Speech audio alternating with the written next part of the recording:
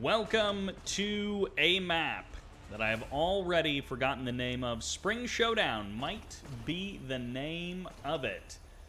And we have got our first 3v3 on our hands. As the Cyan allies, this is YuNo. As the Blue Empire, this is SuperPower. And as the Red Soviets, this is Chris. Those three guys, I feel like, play a lot of games together. On the south side, as the Yellow Empire, this is Unity is One. The green allies in the middle, this is Unkindled. And as the Orange Soviets on the south side of the southern team, this is B1. There are some other numbers and letters associated with that name. Oh, actually, they're down here. If you can read that, B11529 almost looks like an IP address. But we have got an Allied player, a Soviet player, and an Empire player versus an Empire player, an Allied player, and a Soviet player on both teams. So it's a 3v3, but the map is new. Hopefully it's a good game. You know, it might be a bad game, but at the very least, I have never seen a competitive game on this map before. So that is very exciting. I care about basically only that. Airfield coming up from Unkindled. And, you know, other than that, it's looking pretty normal. We got two Allied players. They've both gone airfield. A little bit of Peacekeeper power. Okay. YuNo going to be able to knock down, I assume that was Unity's oil derrick, and Unity is One now has his Tengu out, so he's going to be able to knock down those Peacekeepers. That is a lot of Peacekeepers. Fortunately, Unity is One has done a pretty good job of drawing the line in terms of not having easily killable structures exposed. Tengus do chase down that Vindicator, but the Vindicator will be able to escape. This is a big map, too. You do have these very empty corners, though, so there's a potential for a lot of maneuverability out there in the corners, but not a lot of value. It would kind of be nice maybe if there was something capturable over there, or perhaps another couple of expansions way off in the corner. That might be something interesting. These bridges in the middle, non-destructible but traversable, so you can jump on those bridges and run over them to your heart's content. Tengu's going to be coming in here from Unity is One. He's going to be surrounding these Peacekeepers and killing them off. Meanwhile, Chris going for a bit of harassment against the oil derrick of the other Soviet player, B1. SuperPower going for the classic Tengu harass as well. Sentry Gun is going to be able to protect at least both of these harvesters, although this Tengu has found a weak spot there on the other side, and the wall segments weren't quite up soon enough. YuNo moving towards the middle of the map, and this Tengu harass is still continuing. That sentry gun just completely useless in defending that particular location. SuperPower looking to take an oil derrick for himself. He does already have an oil derrick. There is one that is very safe to take, and then the other 4 oil derricks are quite exposed by comparison.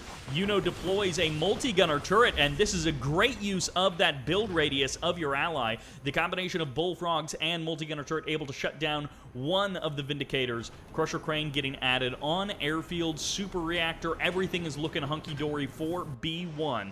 They've got a pretty good setup, all things considered. Tengus looking to intercept. They're going to miss the catch on YuNo's Apollos. So YuNo's Apollos able to escape scot-free, but this is a fantastic setup right here. All 3 players from the north joining together to hold this position. We'll see if they get overwhelmed.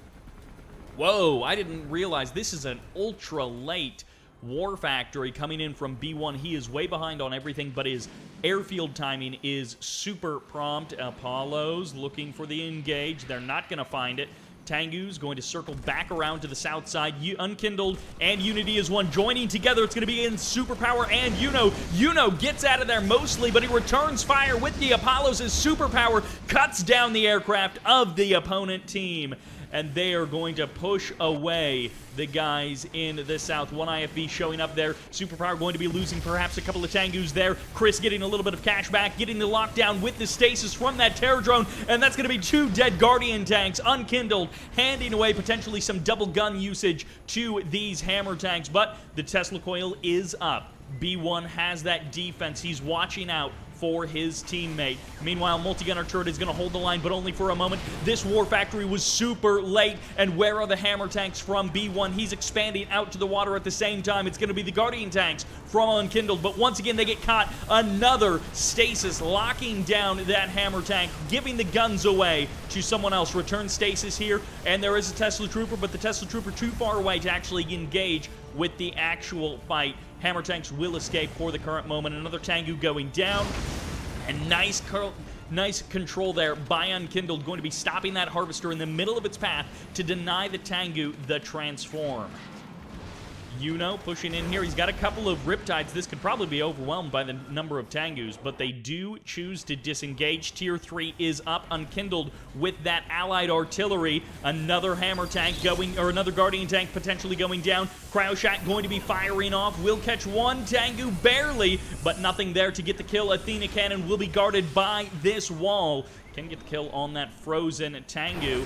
Will break that down. Refineries are being taken. Expansions out in the water. Chris is going to have to run for the hills. He's taking the back expansion, but the front expansion is not taken by Chris. Expansions in the north from SuperPower Naval Yard there in the middle of the map as well. Cryocopters making their first appearance. YuNo with the massive number of Apollos here to clear the skies, and that Cryocopter may end up going down. No, it does get targeted at the last second. The Tengus trade their lives for the kill on one single Cryocopter. That IFV goes heroic and tries to push away those Apollos. Meanwhile, the real biggest battle, who will get the cashback bounty from these 2 Akula subs. It expires. No, it doesn't expire, but second Akula subs show up for both players, and it's going to be Chris getting 900 credits back on both Akula subs. Chris, good use of that cashback bounty. Oiled Air claimed by SuperPower, eliminated by Unkindled. Going to be pushing those Athena cannons further forward, and that feels like the biggest win for our team in the south is that Athena cannon fight that is happening. Having the Athenas gives some real power to the ground army for the team in the south. Meanwhile, Chris getting pushed back from the middle of the map is maybe the other thing that is going well. Unity is one, getting dunked on here. YuNo and SuperPower both pressuring this water expansion and causing some problems for Unity is one. Pretty consistent harassment from SuperPower. He's loving that Tengu button. He knows how to build Tengus, and if that's the only thing he does, well, that's actually a pretty good strategy, so no harm there. Akula subs from B1. They're going to maybe find some actual damage against Chris. B1 has been on the defensive. He went late into the war factory, and the majority of the game he has been playing defensively and trying to just hold on. Meanwhile, on land, it's back to the defense as Chris walks up the hill, basically unopposed, and there isn't much on the ground from our team in the south. The war factory goes down, the front line has been broken, and Chris is going to crush through this Soviet player. It's going to be only out on the water for the Soviets, and that might actually be the place where our team in the south is winning the most, because they are not stopping this army of hammer tanks from Chris. Unkindled shows up with one IFV. It gets overwhelmed easily and destroyed. Double barracks gets deployed. Tesla Trooper is here. Chris turns around. He doesn't go for any more damage. Meanwhile, SuperPower gets the kill on the refinery in the north. Cryocopters are going to get the freeze on the docks in the north as well. Unity is one, losing the naval war out on the water, and the Athena cannons getting shut down and pushed back. 2 of them manage to escape. A third does not. Unity as one completely gives up out on the water, calls the retreat, and goes back to land. He's got a fully heroic, shrunken down Yurii mini-sub, and he is going to town, but the aircraft carrier has been spotted. Unity as one is going to have even more problems to deal with very soon. The Athena hammer tank, one of the things we love to see, and a Mirage tank now gets taken by Chris. He is looking to get one of everything from the Allied arsenal, but he loses, I think, his Athena hammer tank there. Unity is one under threat. B1 low power mode, so his production, which has been hampered this entire game, is going to be having an even more difficult time, adding on reactors one by one haphazardly. Another refinery goes down. SuperPower here with a whole bunch of tsunami tanks, but the Mirages are here. The tsunamis may not actually be able to chase this allied army. We'll see if they can actually close the distance with their Emperor's Rage to end the life of this allied army.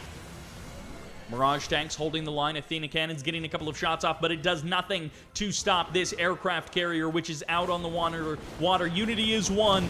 We'll have to get revenge another day because this guy is dead broke. About as flat broke as you can be. His MCV running for the hills. No refineries. No oil derrick. It's going to be the push in. It's going to be the cryo shot from both sides. Mirage tanks breaking apart. A couple of tsunami tanks get caught, and it's going to be the Athena cannon that gets the kill. The Athena cannon, the only thing left standing, just about 4 unkindled. Tsunami tanks pushing in. Aegis shield gets popped. It's up to the tsunami tanks and these tank busters to bring down the hammer. Chris backs off. Toxin's going to be keeping his army at bay. His hammer tanks have been shaved off as the cryocopters get a couple of shrink down, completely eliminating these Athena cannons from being artillery units. They're basically just fancy Mirage tanks at that point. Unkindled is holding the front line, but for how much longer can he actually do it by himself? Cryocopters from YuNo. SuperPower coming in with the ground army. He's going to be jumping on the main artillery and all of the ground forces of Unkindled. This might be lights out for Unkindled. Tank Buster is going to be breaking that MCV, going for the kill as the MCV slowly reverses away. Mirage tanks coming to the forefront finally, and the Cryocopters come back in for another shrink on the Athena. Meanwhile, B1 pushing forward. B1 actually kicking Chris out of the middle of the map, knocking him down. Natasha comes to the front line and is going to get an amazing shot on the infantry. No, she goes for the tank as the APOC steps forward, and that one Tesla trooper gets eliminated. The whole line of Teslas go down, and this APOC will hold the front line. SuperPower pushing forward. Cryocopters in the sky from YuNo going to be stopping the barracks from producing anything else. The power plants get eliminated. The Athena cannons get handed over to B1 as Unkindled leaves the game. It's going to be a 2v3 from this point forward, but is it really a 1v3? As Unity is one is only just now trying to rebuild, and that is going to be it. It looks like the GG is coming out. An amazing push by B1 in the north, pushing Chris back all the way to his base, but ultimately B1 couldn't win the fight himself, and he couldn't even win the fight completely against Chris. Game number 1 wrapping up. A pretty fun 3v3, but I think the most fun part about that was that it was on the map Spring Showdown. 1 game down, and we have potentially 9 more to go. Thank you all very much for joining this stream. We are just getting underway. Hopefully that B1 is GoDofWar. Oh, okay. That actually makes sense why he just managed to pull that push out of nowhere. GoDofWar is quite a good player, and B1, all of those numbers playing Soviets. Okay, that kind of makes sense. GoDofWar plays a lot of random. I think he used to be an Allied player back in the day, but in the last couple of years, I feel like he's only played random. So that definitely makes sense. Dude plays on a lot of accounts, a lot of Smurfs. So that is game number 1.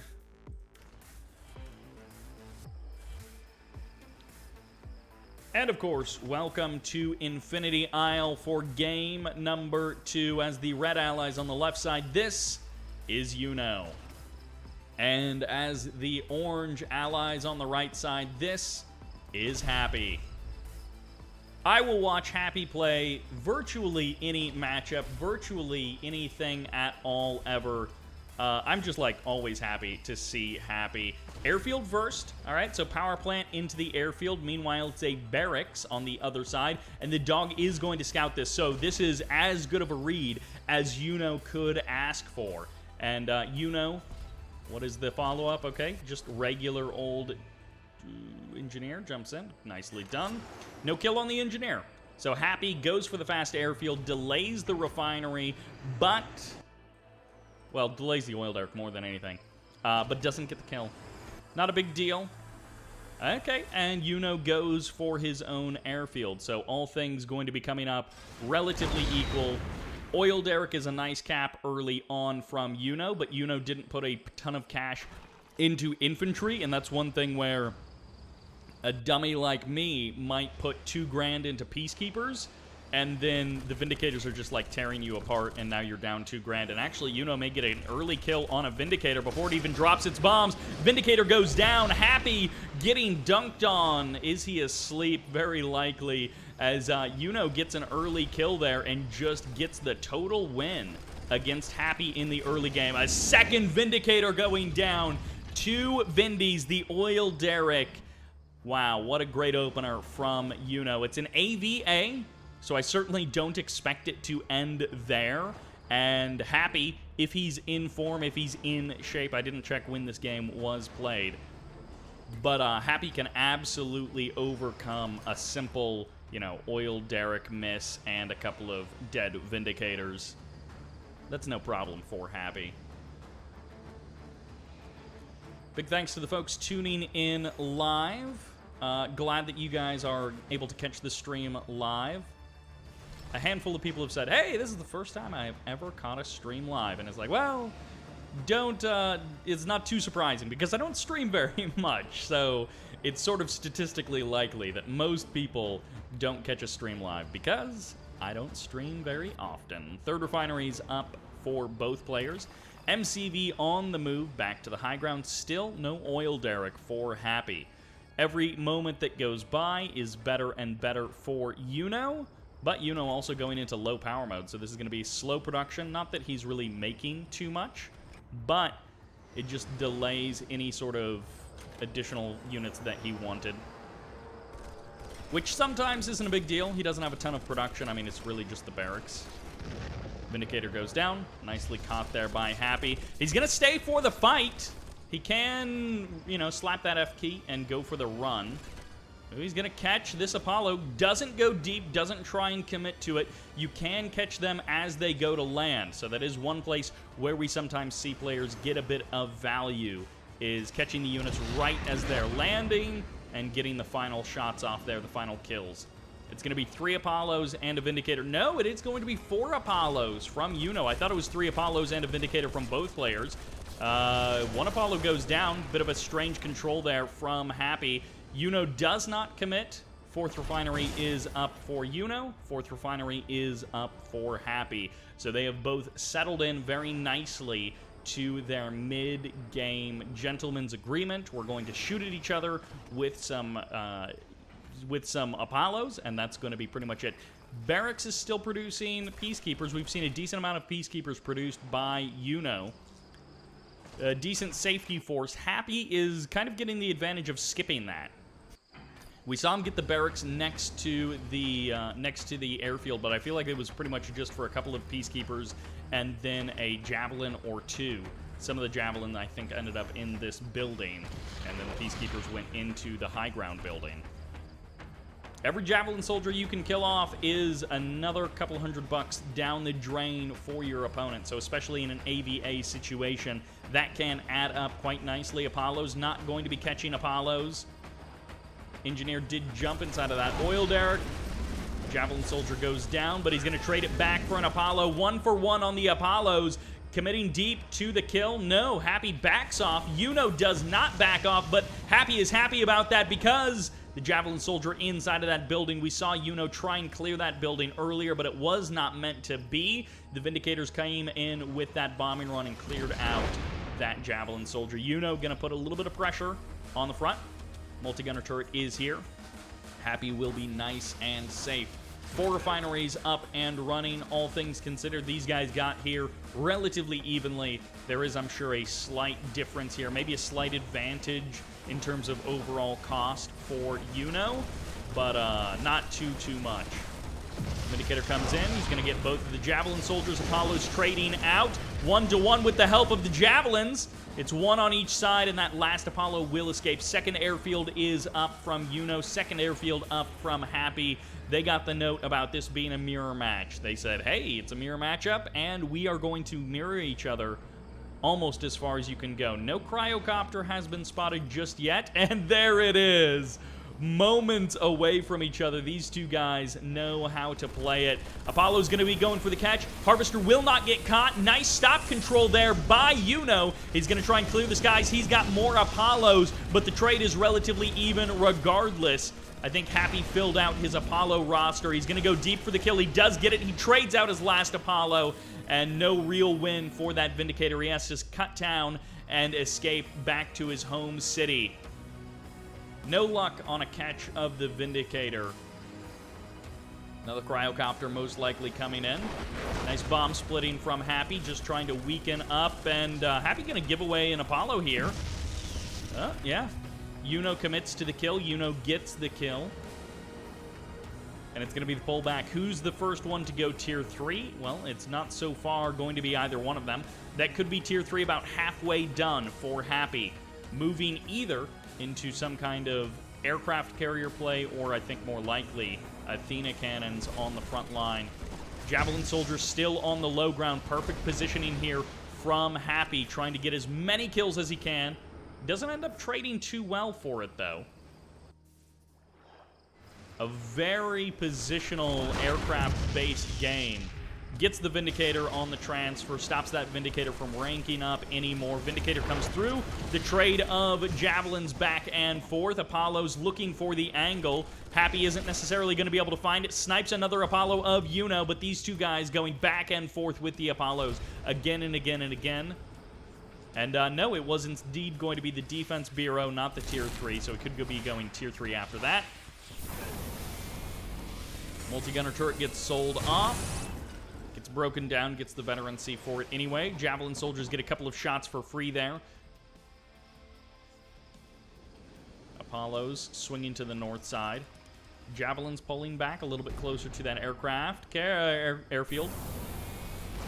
All right, Cryo Shot going to be forcing the engage here. Peacekeepers versus Peacekeepers. The Apollos trying to trade against the Cryocopter, and that's going to give a bit of an advantage in the sky, at least, to Happy. But killing that Cryocopter didn't even happen. It's going to be a Spectrum Tower on the front line, and that is going to be pretty unassailable, considering he already used his Cryo. Tier 3 is up. War Factory is here on the side of YuNo. It's a little bit late. No War Factory, no Tier 3 from Happy. He instead went for the power plant. What has he done other than that? He must have... Where did that build time go? Huh. He's got nothing to show for it. This is a bit problematic.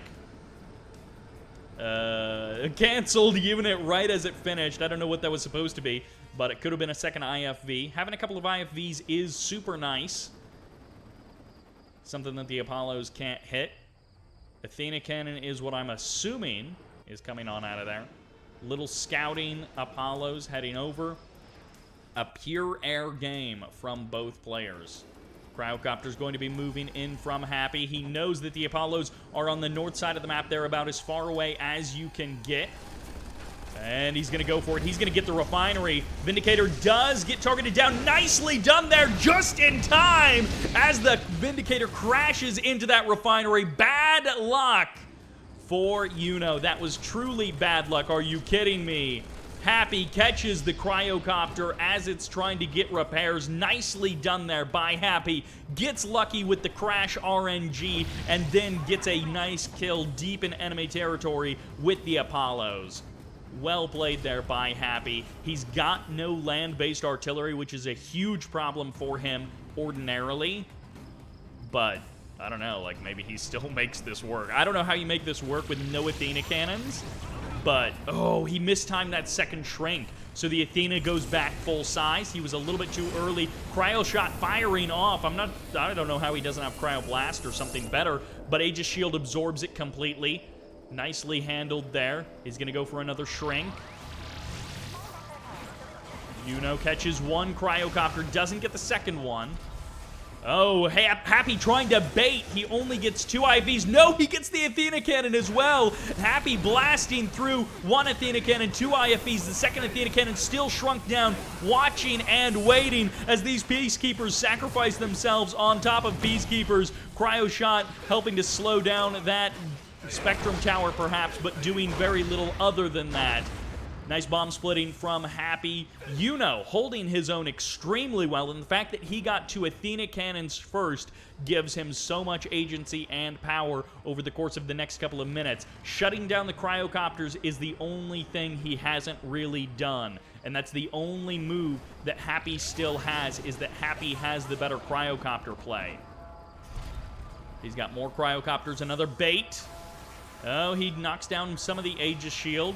Gets the kill there on the Athena cannon. Happy all about baiting these Athena cannons. He's going for the play once again. There's going to be the mass shrink on the IFVs. You got to feel for YuNo. He is playing this one out extremely well, and yet he's still coming up behind in a bunch of these engagements. Both of the Vindicators escape. Are you kidding me? Oh, poor YuNo. I cannot believe how badly that damage got spread because the shrunk down IFVs feel like they do nothing against aircraft. Oh my gosh, the triple airfield from Happy, and he loses basically none of his air units. It's as bad as you could ask for. He's got a bunch of production, he's got a bunch of repair, and he's losing basically none of his units. Finally, a cryocopter going down. Happy, I guess you could say, makes a mistake. He does retreat back. I have been loving this bait by Happy. He has been pulling these Athena cannons forward. He needs to sell off that Spectrum Tower. Loses the first big shot. Cryoblast fires off on the low ground. It's not going to be enough. Cryocopter's going to be coming in. He's going to try and clear out the front line. He is going to be losing his own Spectrum Tower behind that. One Cryocopter, I think, just went down. No? Okay, yeah. He's got 3, not 4.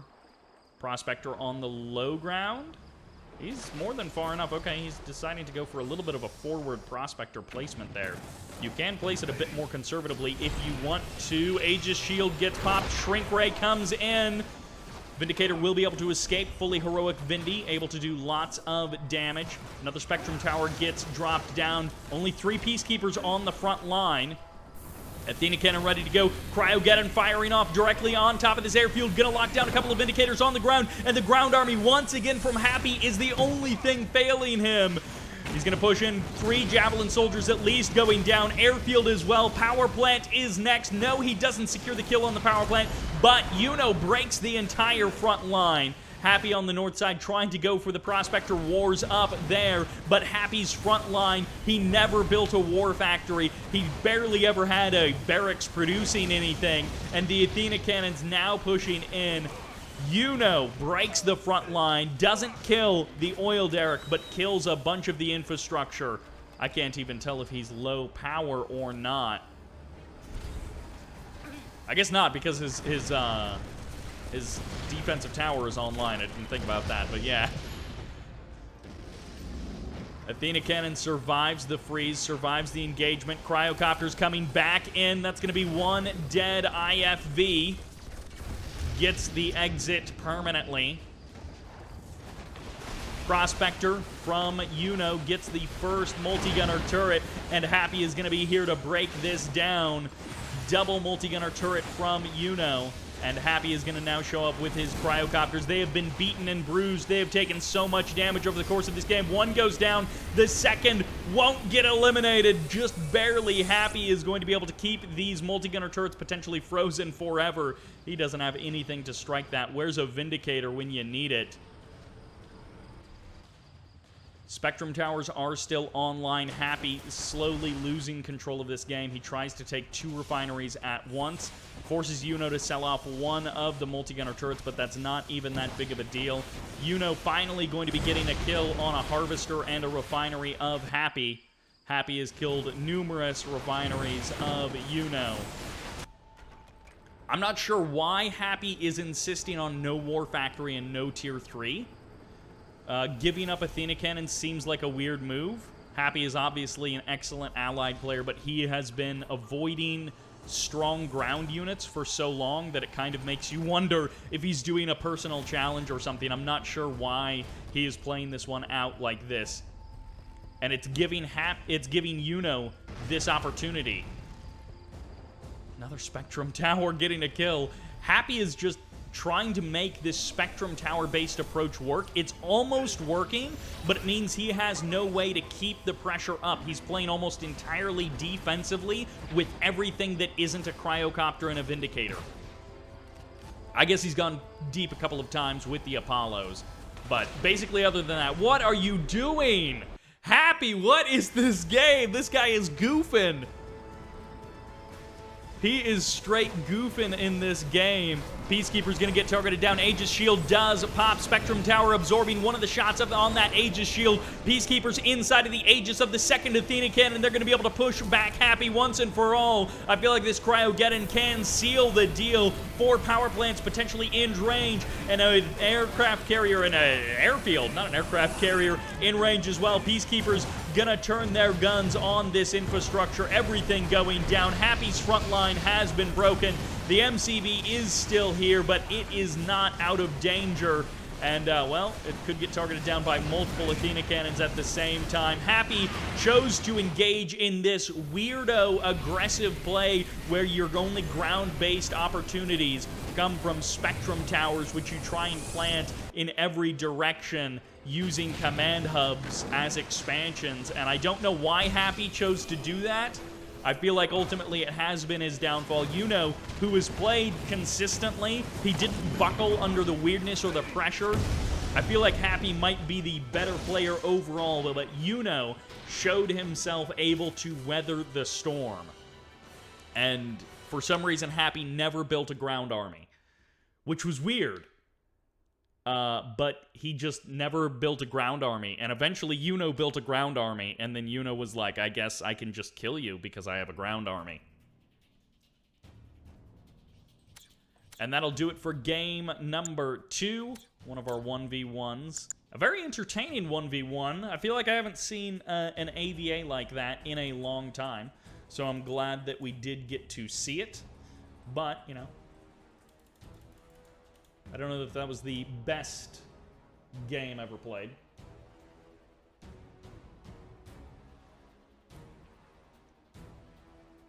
YuNo saying 3 airfield, I cry. Yeah, Happy built 3 or 4 airfields, and I don't know, he built a ton of air units and played very well with the air units and played very poorly with everything else. Not poorly.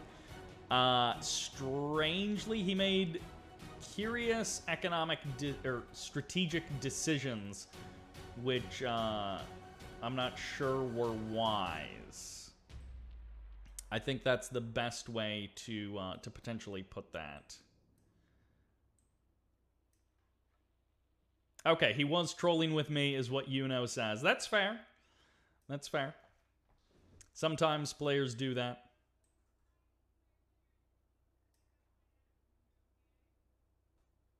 I do like that Happy was almost winning with, like, Spectrum Towers as Spectrum Tower baits as, like, his only form of aggression.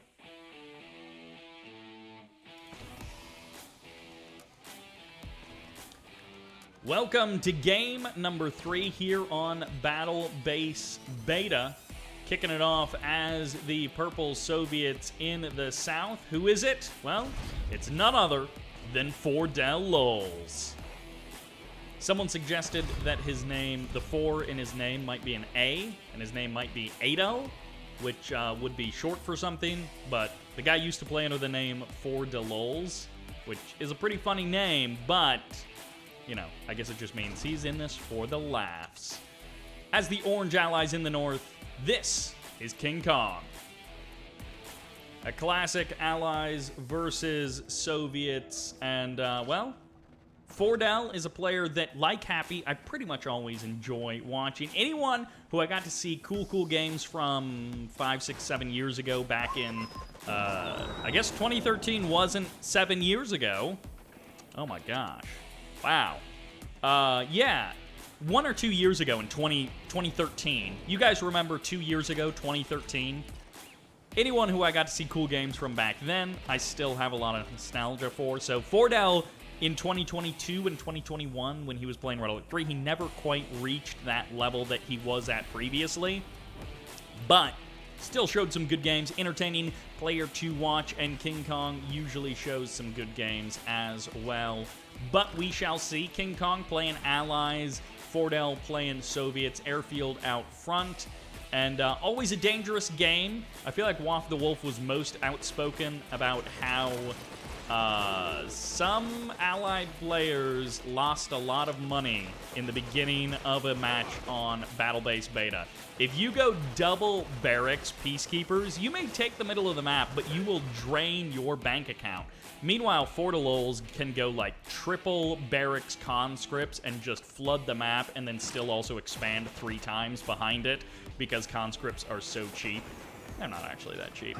Fordell going to be dropping that cash back as well. Gets himself 25 bucks. Not a big deal, but, you know, always nice to see someone preempt with the cash back so that they can try and maximize their early game.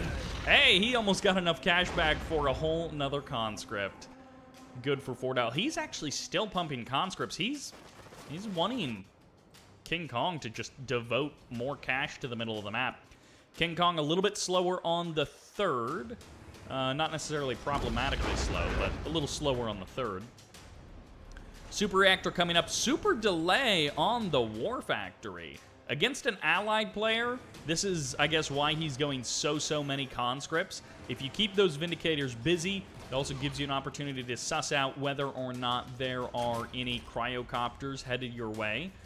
I don't know if Fordell will actually be able to get any damage done with these conscripts, but you never know. He might be able to pull something off.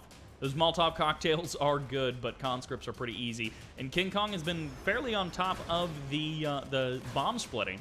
I haven't been watching too closely, but it seems like he's mostly got the bomb splits.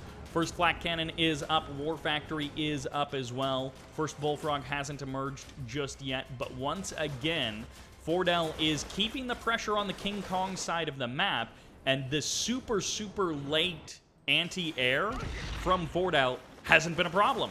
KingKonG has not had the opportunity to put any pressure onto the southern half of the map.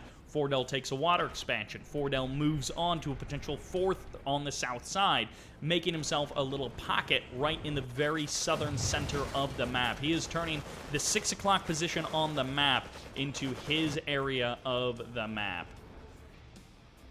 A couple of Riptides coming out, and it's going to be the 12 o'clock versus the 6 o'clock. I do love how KingKonG is taking as many buildings around the map as he can. Gives him that extra bit of vision.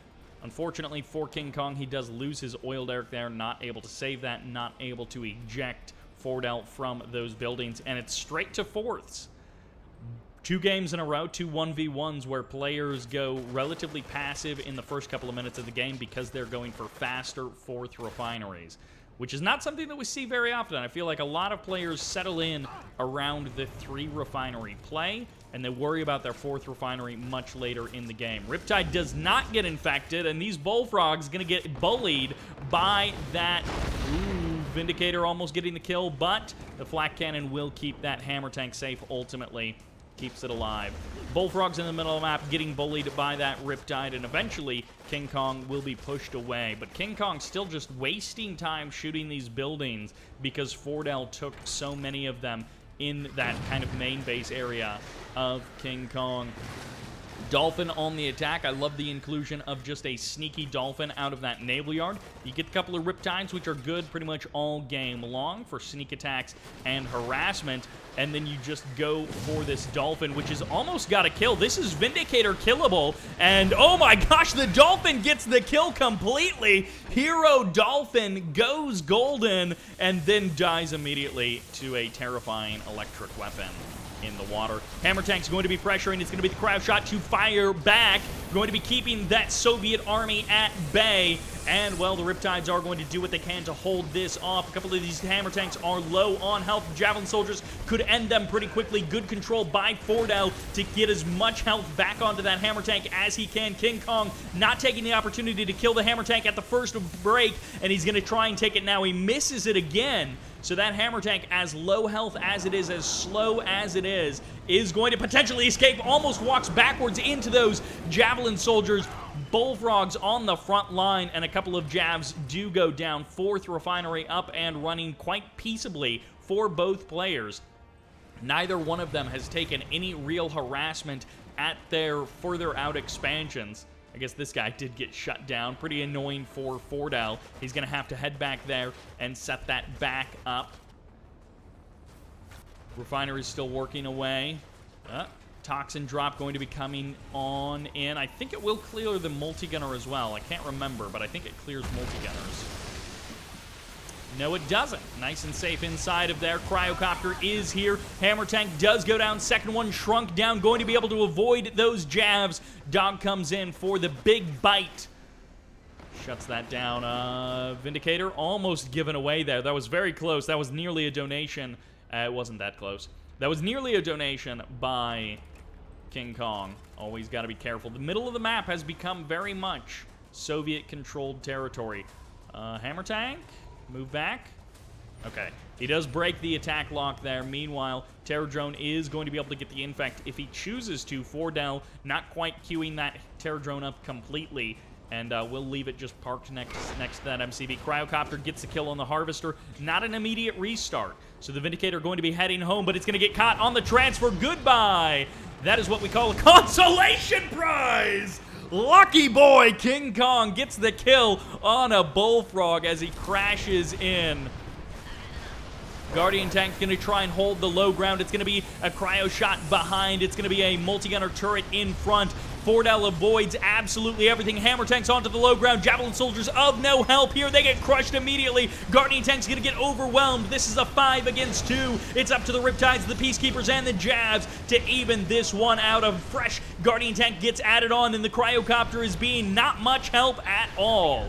Shrinks down one of the hammer tanks. It's going to be up to the leech beams to try and regain some health as they exit. They can't stick around forever unless that Cryocopter is dealt with. A couple of hammer tanks going down on the exit. Another multi-gunner turret gets added on, and the Cryocopter goes for another shrink on these units as they turn tail and run. KingKonG getting some free damage. He might even get a free kill on a hammer tank. Gets 2 free kills on hammer tanks. The freeze is going to guarantee the second one, and that Guardian tank doing almost nothing at all, and yet getting all of the credit for turning that attack backwards. Cryocopter goes down. Hammer tank back on the front line with that leech beam, trying to pull a little bit of health away from that Guardian.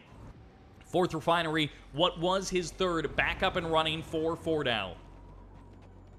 Jab, gonna get the kill. Nope. Hammer tank goes for the crush inside of the minimum range there, but there's the shrink once again. Another Cryocopter from KingKonG. KingKonG playing this one out certainly well enough. Harvester either went down and got rebuilt. I think that Terror Drone just never committed to that attack. Ooh, Fordell unfortunately letting the Javelin Trooper escape.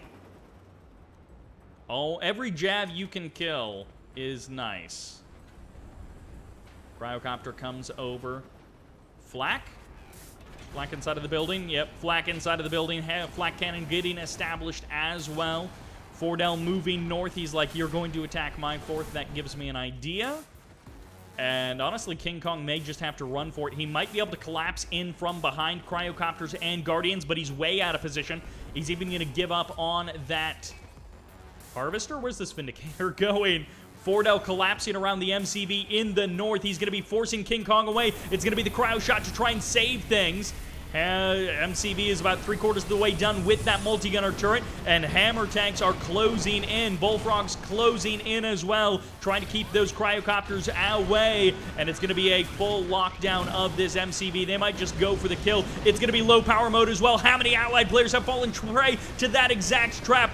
Get in front of that MCV if you wish, but he's going to go for the body block as much as he can. Bullfrogs trying to get in front, and the hammer tanks not enough DPS. The MCV escapes with about 20% health, maybe even less than that, 5% or something. As Guardian tanks show up, it's better numbers for the hammers. This is a curious place to engage, but that multi-gunner turret is back online, giving him a better shot at taking down these hammers. Crush won't come in. Flak Trooper on the reinforce, and the Guardian tanks all go down. The hammers will deal with that refinery after they get taken out. One more falls to that multi-gunner turret.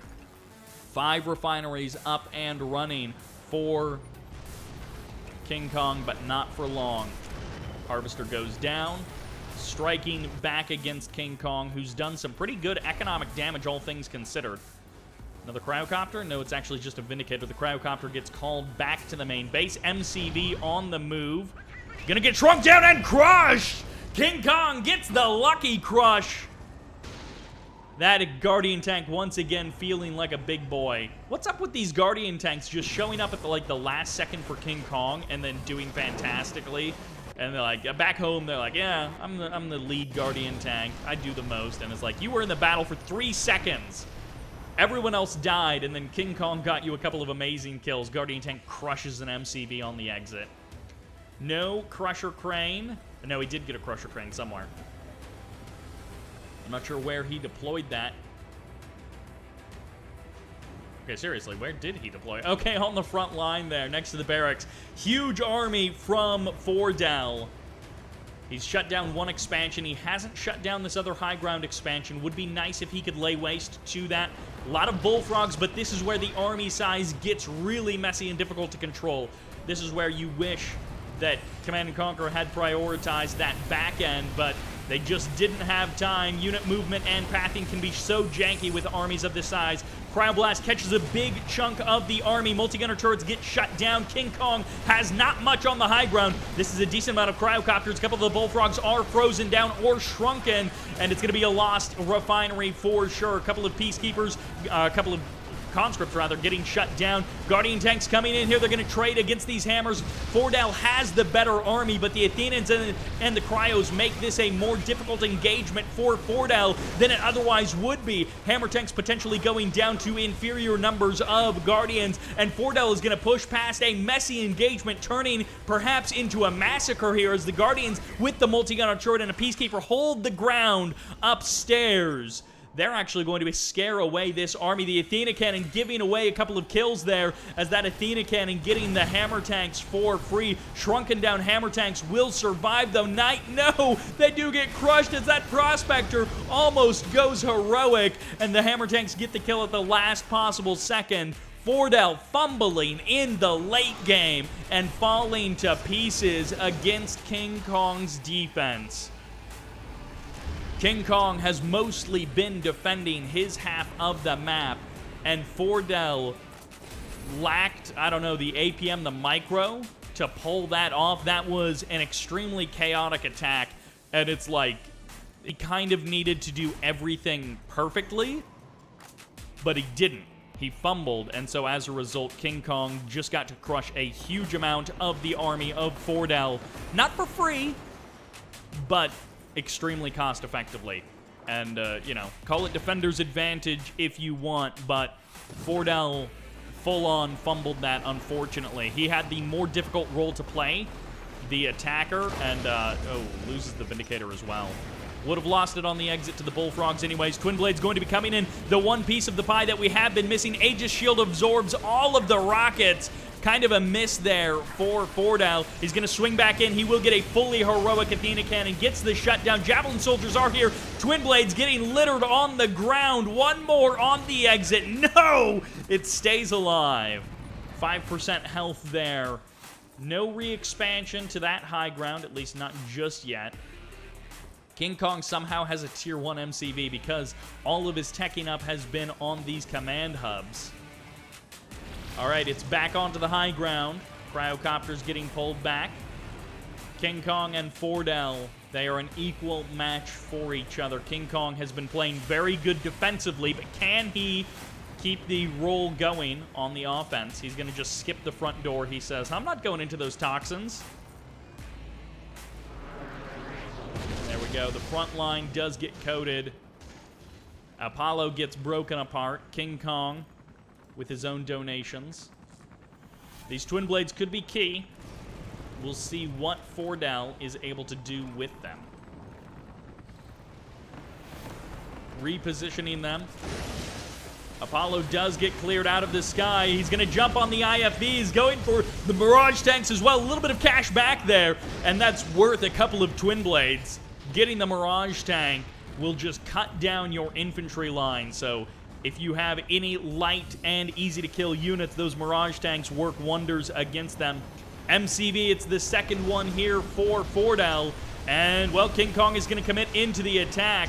More cash back for Fordell, but the Cryogeddon is going to be the thing that seals the deal. This is the game winner for KingKonG if he can follow it up correctly. Bears get a couple of roars off there, shutting down some of the infantry lines, and it's just not enough, even with the Cryogeddon.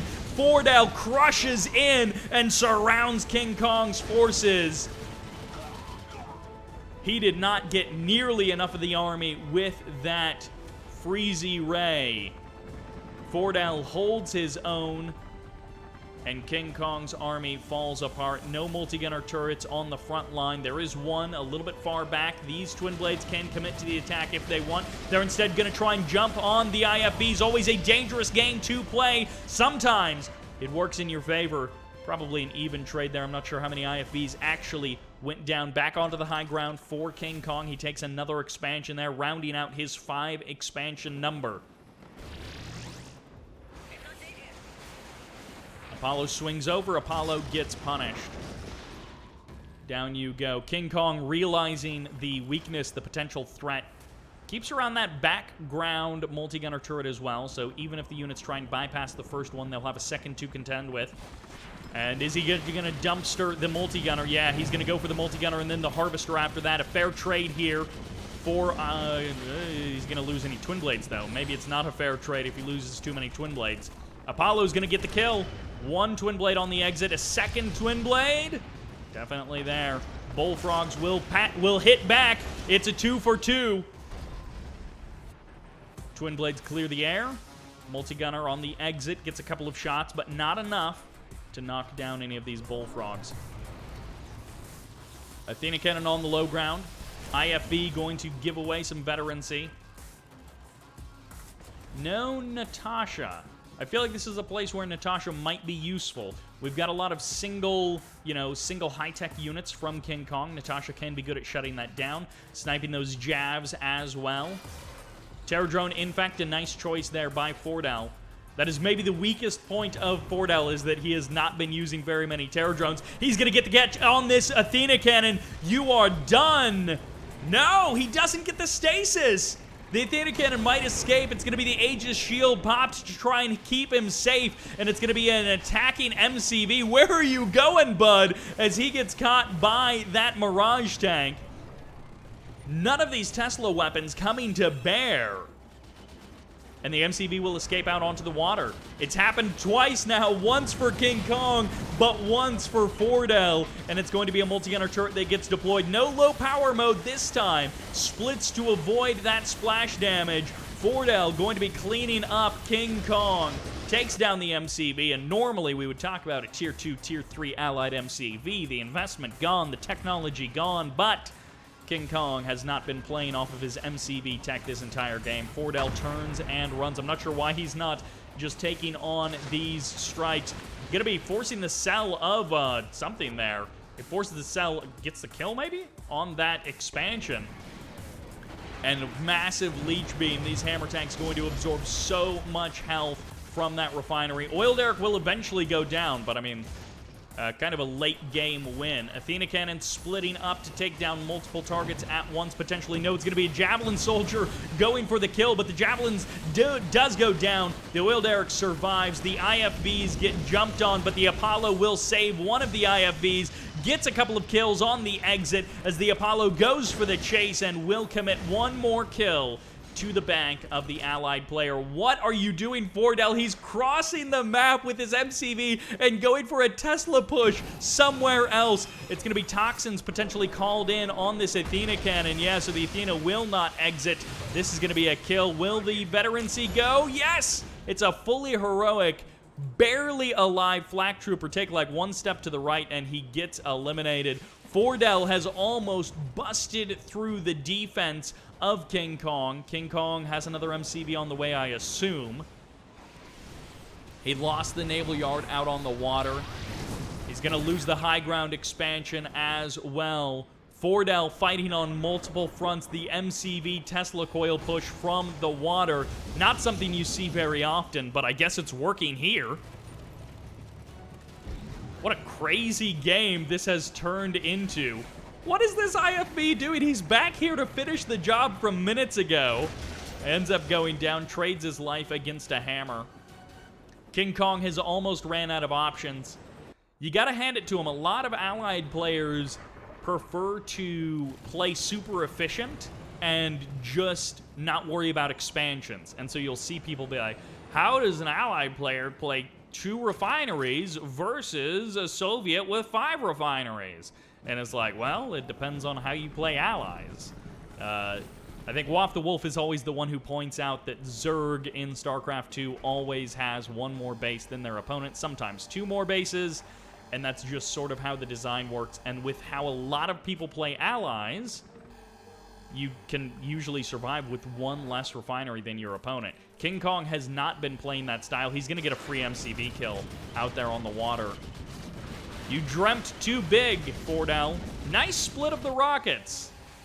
Chumps like me don't split the rockets on Twin Blades. But you saw Fordell commit a couple of Twin Blades to finish killing the Harvester so that it doesn't deploy into a command hub, and the rest of the Twin Blades spent their rockets on the refinery, getting the kill a little bit more quickly on that.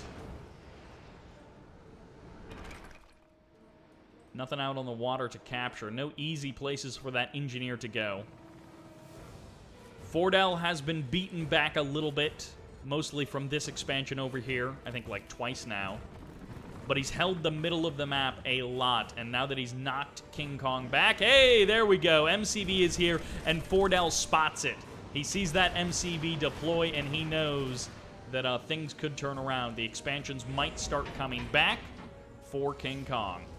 And KingKonG says, why am I down here on the low ground? I want another refinery. All right, he's going to try and dumpster this multi-gunner turret. He gets the kill. The Apollo's coming in to swing through and get a couple of kills. Fully heroic Apollo commits too deep, hands it away. 2 Apollos going down. The Cryocopters take a couple of shots as well. The Mirage tanks on the high ground. He wants this expansion. Almost 20 grand in that ore node. Depleted elsewhere on the map. Twin Blade's going to be looking for some of that value. Power plants, honestly, would be a really good thing to go for as well, but he's going to go for the Harvesters. The safer kill is the Harvesters. Free trade upgrade has already been purchased by KingKonG. Gets the power plant on the exit. Cryogeddon, oh, it catches the army, and that's going to be lights out for this army. 1 hammer tank does survive on the outside, shrunken down, and feast your eyes.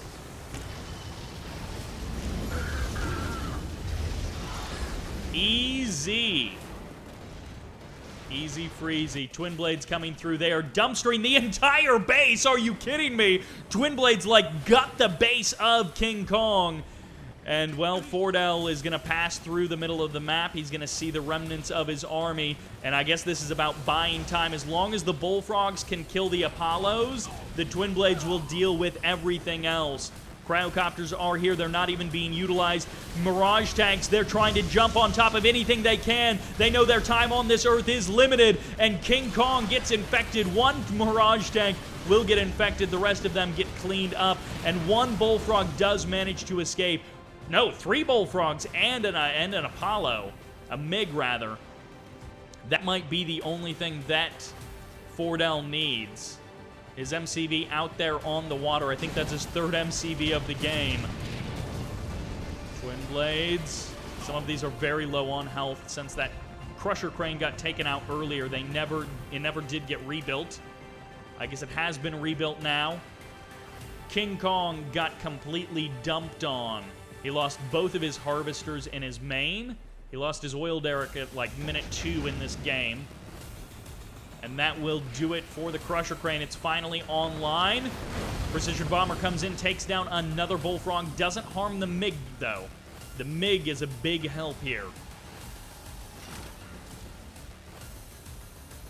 Wow, this is a complete shutdown from, like, both players. The ground army got completely wiped on the Fordell side. He didn't even get full heal on these Twin Blades. He got them, like, half up, and then he said, let's go, boys. He's almost fully heroic on a couple of these Twin Blades, which would allow them to go into that healing mode themselves. 1 Peacekeeper just like, I'm here to win the day, boss. Let's go. These Twin Blades get the kill on a couple of refineries. They may go fully heroic, and that may be kind of the game-winning move. Oh, he had to rebuild the power plant! All of the power plants got taken out. Okay, so never mind. That's the GG. I didn't realize. I thought he was starting another refinery. I was like, maybe KingKonG can hold on there, but no. What a crazy 1v1 that was. KingKonG takes the L in the end, but plays a fantastic defensive game. Fordell with the win there on BattleBase Beta. Phenomenal match from the two of them in terms of back and forth. It wasn't necessarily the cleanest game we've ever seen, but it was entertaining and it was delightful to watch.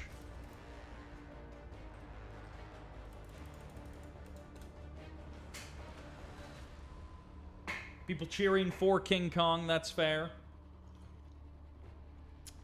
Yeah, good old Cryogeddon, but the guy who got the lucky Cryogeddon, you know, kill the whole army kind of thing, didn't win the game. So, have what you will with that. Thank you. Wife Bert bringing me a cup of tea. Thank you, Wife Bert. She puts up with a lot, and she still brings me a cup of tea. A lovely cuppa.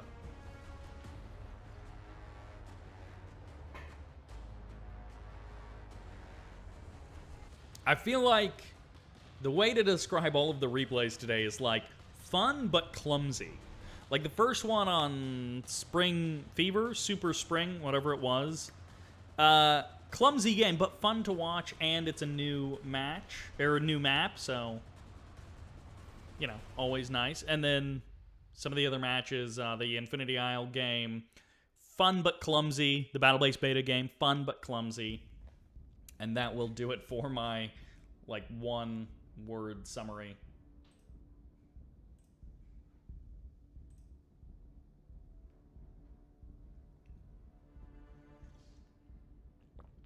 Yeah, that was a really well-played game by KingKonG.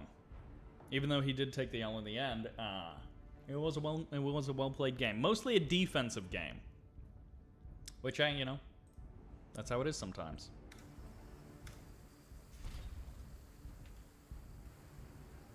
Welcome to Carville for game number 4 of this subscriber replay showcase in the north as the Cyan. This, going Crane first. This is YuNo. Their teammate as the blue just south of them. Running for the hills. Nope, not yet. This is DillPickle. I thought he had moved his MCV because I thought that was the MCV patch, but this is the MCV patch. And let's just pull up the UI real quick. Okay, so then our next team is as the Purple Soviets. This is Michael. Their teammate is down here in the south as the Yellow Allies. This is a bunch of numbers, 2-4 something. Then as the Red Allies, this is FIXX, and their teammate is the Orange Soviets, Atomicpieman, which is either a very funny name or a very dirty name, and I will let you decide which one it really is. A fast and furious fight right from the beginning, and this is a right side of the map versus a double half in the team kind of a thing. So normally I feel like the teams split the other way. We don't have this 2 people on the right side edge, on this right edge, but you know, it does happen. You can split this map up just about any way, and it occasionally will work. What? What is that? What is that? FIXX! FIXX, no! What are you doing, man? He can't place his refinery on his own refinery patch, so he just deploys the refinery. He's going to keep the build radius going with the command hub, and Atomicpieman is actually going to break into DillPickle's wall. He's got 3 flak troopers. He's actually going to take down this refinery. I love the move by DillPickle. Sell off the extra couple of walls so his harvester can go on the attack there. That's a perfect control move there. And eventually the harvester does go down, so just restart that or just build that harvester there. And, well, the command hub is up, so FIXX is going to try and make something happen, but YuNo has the safety defensive Tesla coil there and is going to be able to set up for the defense of his ally. He's like, hey, I'm going to help you kick all of these people out of your base. Meanwhile, Michael and 2486133, they're going for their own thing. They're just taking control of the middle of the map. They might actually be able to just quickly expand up the left side. They are completely unopposed there on the left side, even in the north. They're going to be pretty much unopposed, so some free caps there of oil derricks, and it is YuNo and DillPickle fighting fiercely with Atomicpieman and FIXX. Now, Atomicpie has taken both of the refineries out on the water, which is what you expect, and Michael is eventually going to take all of these refineries on land. So quick 4 for Michael. Last couple of units. I think FIXX and Atomicpieman are finally kicked out of this base. No, they're keeping up the pressure. Decent number of peacekeepers, so FIXX is doing what he can to fix the situation for Atomicpieman. And DillPickle is still in this game, but I guess his MCV went north. Took the refinery up there, and I guess that's good enough for him. He's got 2 refineries. He is spread super thin, doesn't have a lot of production facilities.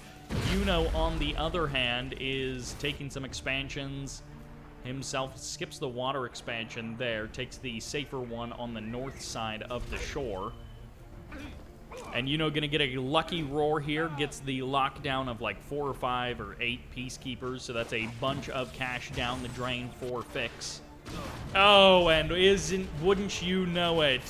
Sentry gun gets added on that fast crusher crane, paying big dividends. And if Michael had more DPS, this would be an absolute destruction of this MCV, but Michael just has terrible DPS in this situation. Vindicator comes in, a couple of bombing runs from these Vindicators. Oh! Did he just reposition that MCV in between him and the sentry gun? If so, Michael just pulled off the sickest play I have maybe ever seen in all of this of Red Alert 3. He lets the MCV get a little bit further forward so that it would be between his Tesla Trooper and that sentry gun. I feel like that was unintentional, but that was the sickest move perhaps anyone has ever executed ever in the history of Red Alert 3. That was the sickest move right there. The one and only. You guys have seen it now. All right, DillPickle has taken a 3rd refinery, still has like virtually no production facilities. Also, literally this one production facility over here. Crusher Crane gets established for DillPickle. YuNo loses the MCV. I cannot believe Michael got the kill with as little DPS as he has, and he still got the kill here. A couple of Twin Blades helped out by a couple of Vindicators. Eventually that hero Tesla Trooper will go down. YuNo's Tesla Coils helping out so much in this game. Down here with the defense of DillPickle, here with the defense of himself and DillPickle. Atomicpie takes the corner of the map. 4 refineries, nope, 3 refineries. One of them got taken by FIXX, which is fair, because FIXX did a lot of pushing in the first part of that game. Vindicators coming in. Michael and Numbers going to be fighting YuNo and DillPickle in the north. Meanwhile, Atomicpieman and FIXX fight YuNo and DillPickle in the south. Satellites getting called in, clearing out some of these multi-gunner turrets. FIXX doing what he can to hold this ground, but it feels like Michael and 2-4 have the best setup of anyone in this game. Michael has taken a ton of expansions on the high ground. He's missing this one over there, but other than that, he's really well set up. He's even killed this Harvester of DillPickle's, once again reducing DillPickle's ability to do anything at all, anywhere, ever. And DillPickle may even be losing this super reactor to conscripts, just Molotoving it to death. Harvester's still working hard. The MiGs clear out the Twin Blade, which you would think is the big threat, but really the big threat is, 5 conscripts and Molotov cocktails. Nice body block there with that, just delays it for a moment, and he got the airfield out, which is all he needs. Couple of Twin Blades from DillPickle will clear this up and should save it in time. Moves into range. Nicely done here by Atomicpieman. He shortens the distance between him and that super reactor, so no more body blocks from the buildings. And there's the big roar. Shuts it down. Nicely done there by DillPickle. Engineer gets sniped. Peacekeeper gets the kill on 2 engineers. Michael shutting down one of FIXX's refineries. Maybe gets the kill. Oh, we had another engineer inside of that. Perfectly done there. Get it, get it, get it. No!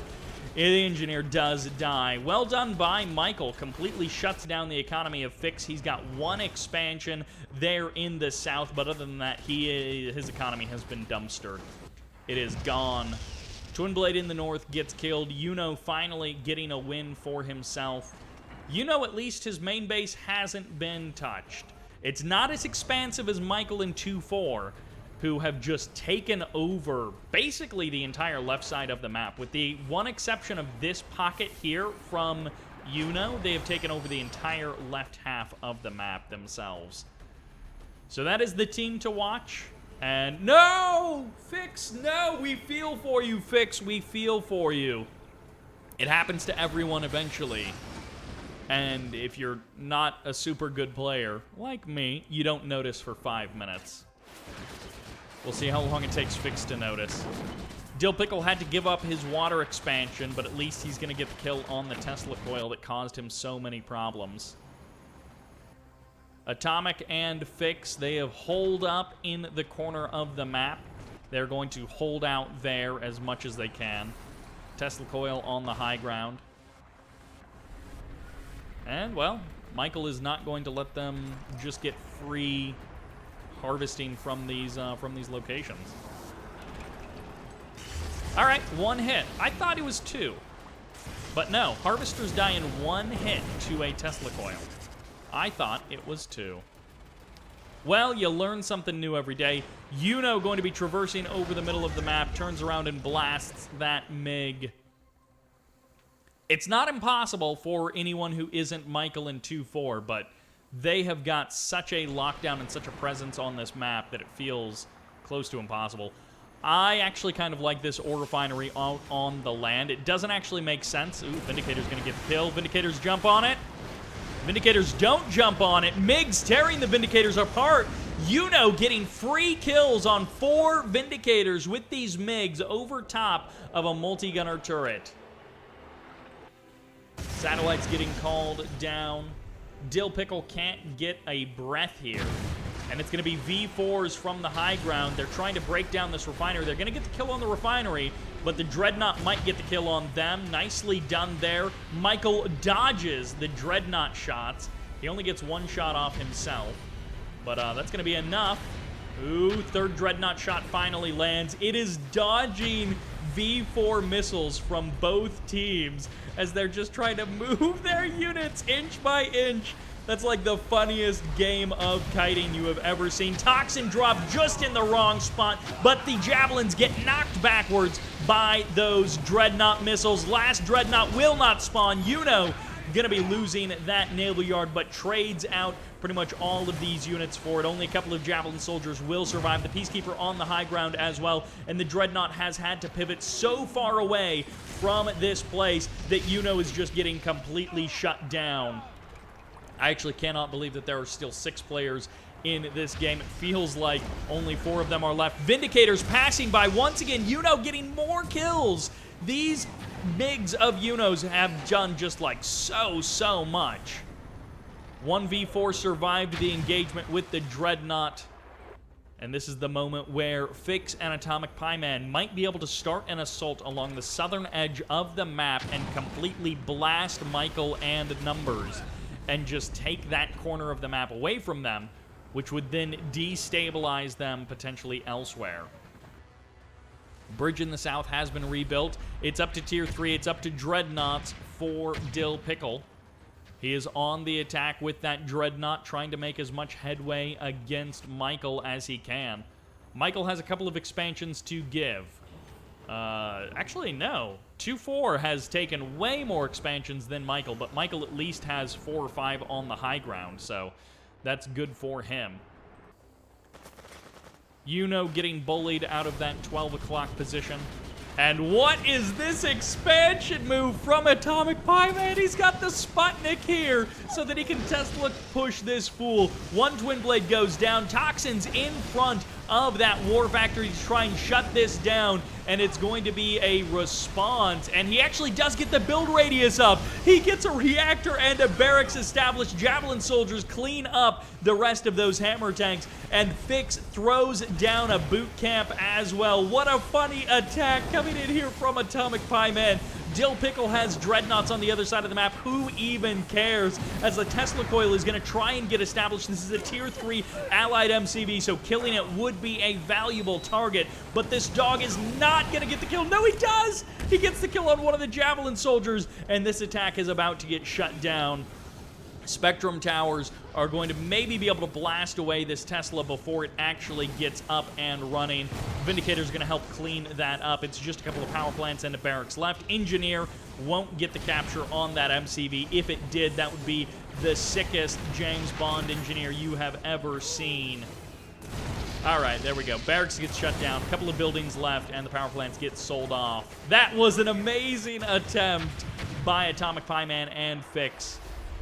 And many times in the past, we have seen players in a 2v2v2 or an FFA or whatever fight on too many fronts. And when you have Michael and Numbers joining together to fight the other 4 players, it's very possible that the other 4 players will win.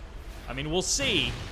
Michael and Numbers still have an amazing setup, but they are fighting on multiple fronts. They're essentially 1v2ing 2 teams. Javelin soldiers trying to jump on top of these dreadnoughts, and the dreadnoughts so bad at hitting moving targets. Precision bomber comes in, lands the kill on a dreadnought there as it gets kind of like locked down. Crusher crane will be established in time. I think it'll have plenty of time. You can keep a couple of stingrays on hand as well if you don't want to keep building crusher cranes wherever your dreadnoughts are getting infected. But it's nice to have the repairs for the dreadnoughts anyways. Looks like Natasha may have gotten taken out already. V4s from YuNo starting to put more pressure on this base. Refinery is back up and running. YuNo living that 3 refinery life once again. Toxins coming in. They clear out basically all of the allied infantry on the high ground. Mirage tanks pushing forward. This is what Numbers needed. If they could dislodge one of these teams, then they would basically just get a free win. Airfield goes down just before that Vindicator takes his nap. Vindicator survives the engagement because of that. MCV is not running for the hills. It's holding its ground. Massive sentry bomber bombing run to clean up the other refinery. Conyard starting to take the damage. I think it just packed up, and yes, it is on its way. I hope you've got a Chronosphere secretly ready to whisk that guy away. Otherwise, these Twin Blades can give chase pretty easily. And, well, this might be lights out for FIXX. He's got some production facilities elsewhere on the map. Bullfrog showing up in force. This is going to be a Twin Blade massacre for the sentries almost, but the Twin Blades mostly escape. 3 or 4 get taken out, and this is mass terror drone. In fact, no, the second one doesn't get the kill, and the Bullfrogs are going to have to make a swift exit. YuNo still trying to push up onto the high ground. Natasha rather, not going down. Gonna get the kill on the Spectrum Tower. Perfectly done there moments before she gets obliterated by that laser beam. All right, FIXX and Atomicpieman are almost dead. It feels like surely they cannot live.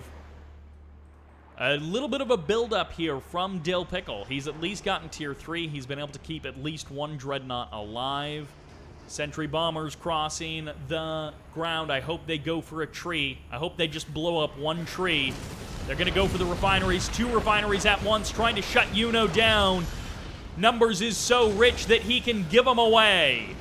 A couple of MiGs going to be trading back the hits. Michael shows up to try and get a couple of shots against DillPickle, who has thousands of MiGs at his disposal. He's going to get every single sentry gunner. He gets the rank up on the MiGs as well, and the assault in the south has been stopped. 1 random V4 will get cleaned up there.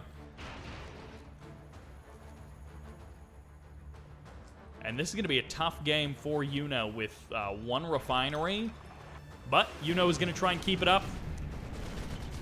Tanya activates the time belt, gets another kill on another airfield, or at least a force shutdown there, and DillPickle is not fast enough on that Twin Blade attack.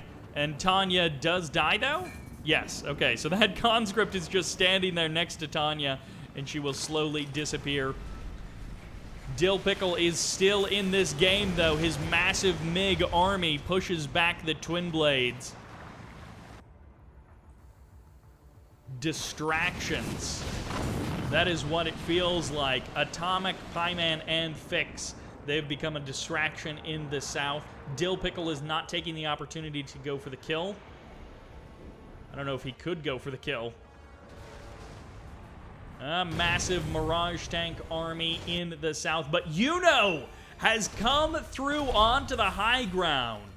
Numbers is focused pretty much entirely in the south, and so YuNo has been allowed to expand onto the high ground.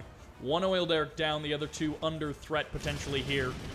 I cannot believe we still have 6 people in this game. Where's the MiGs? Where's the Apollos? Where's literally anything to stop these Twin Blades from tearing apart these Mirage tanks? That refinery gets deleted in record time. The airfield will go down next, and the Bullfrogs are just sitting, waiting for the Mirage tank blast, but the Twin Blades continuing to make just more and more damage happen against these Mirages. War Factory will be the next target of the Mirages. I cannot believe how nothing is here to clear these Twin Blades. These Mirages are going down to a totally beatable army. 5-6 Twin Blades, and that's it. That is it. That entire Mirage tank army gets exploded. YuNo trying to take more than one refinery just will not be allowed, apparently. He does have these two on the high ground. His MCV gets taken over, but no, YuNo actually only has one of the refineries. His MCV gets taken down there. Twin Blade from DillPickle gets a kill, fully heroic, immediately to hero status. Sentry bombers moving back out. Tanya gets dropped. She's going to go for the naval yard. No more dreadnoughts for you. And Tanya getting dropped into the water. Going to go for the repeat kills on all of these defensive structures. Shuts down absolutely everything. Twin Blade will eventually get the kill. Goodbye, Tanya. Nice attempt once again. I like the toxins on the airfield. No super weapons. That is quite surprising. Sentry bombers get out of there. YuNo continuing to push forward. Clears out 2 airfields. V4 unanswered. This one V4 from YuNo has gone unanswered for quite some time. Dreadnought getting chased by an Akula. YuNo with one single Akula bullying Michael. And this game has become frenzied and chaotic for certain. YuNo and DillPickle have a decent spread, and YuNo taking over this top side is the only thing that feels like has really kept them in the game. FIXX and Atomicpie, they have been holding out for so long. Literally long distance mining with like 3 harvesters, but what can you do? V4 still just doing so much damage.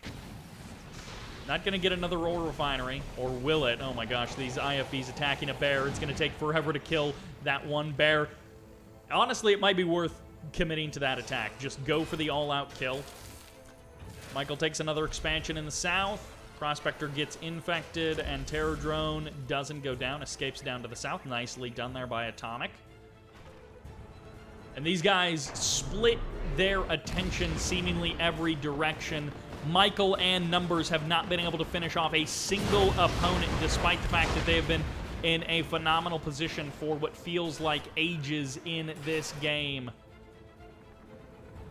MiGs moving out from DillPickle. The slow build of DillPickle has been the story of this game, just slowly but surely building up over time. Not anything flashy, not anything threatening for most of the game, but a giant MiG army to kill sentry bombers, to not let them get unmitigated wins. Enough Twin Blades to keep Tanya at bay. Dreadnought goes single vet. Hammer Tank's going to be getting some upgrades here. Terror Drone also getting some free kills here. These Bullfrogs by Michael have just been sitting here taking damage. Another Bullfrog goes down, and the last one will get eliminated. Free veteran seat, free kills for those Hammer Tanks. Michael and Numbers, their attention has been split, and they are paying the price for it. They have knocked no one out of the game. They have spent army after army and are no closer to victory than they were 5-10 minutes ago. YuNo has built up an actual base in the north, taking one oil derrick to secure some kind of consistent income, and it's going to be the Hammer Tanks going for the kill on Tanya. She knocks down the bear, but the Hammer Tanks knock her down with the help of a Natasha inside of the structure. Cleans up the Tanya. No easy kills there. We see Tanya win games sometimes, but this is not the way. Another MiG gets cleared. 12 MiGs on the map for DillPickle, and his Kirov is finally finding its mark. Look at this, a double vet Kirov about to go heroic. Not gonna kill off the airfield, but will get the kill on the tier 3. Forces the sell-off, goes heroic. Go for the airfield and the war factory. Maybe even the war factory first. Decides to go for the crane as well. MiG's gonna jump on the attack and just forcing Michael to sell off everything.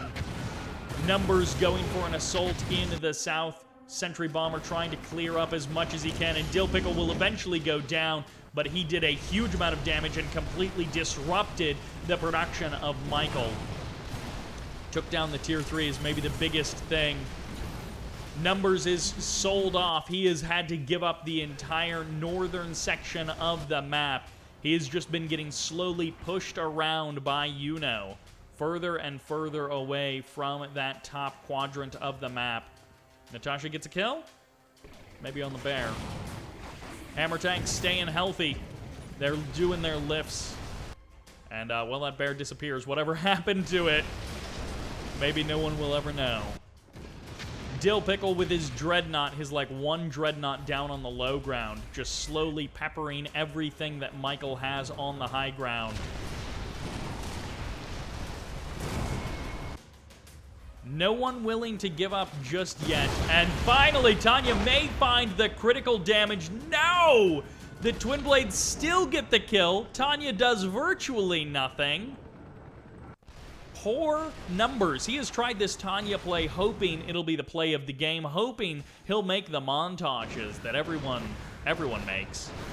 And it just has not happened. Twin Blades are going to get cleared out of the skies, and the Sentry Bombers and the Apox are going to finally dislodge this base. War Factory goes down. Natasha is going to get the kill from the building. It's going to save that V4. Nicely done there. And it's going to be the grind of the buildings to try and shut down this expansion.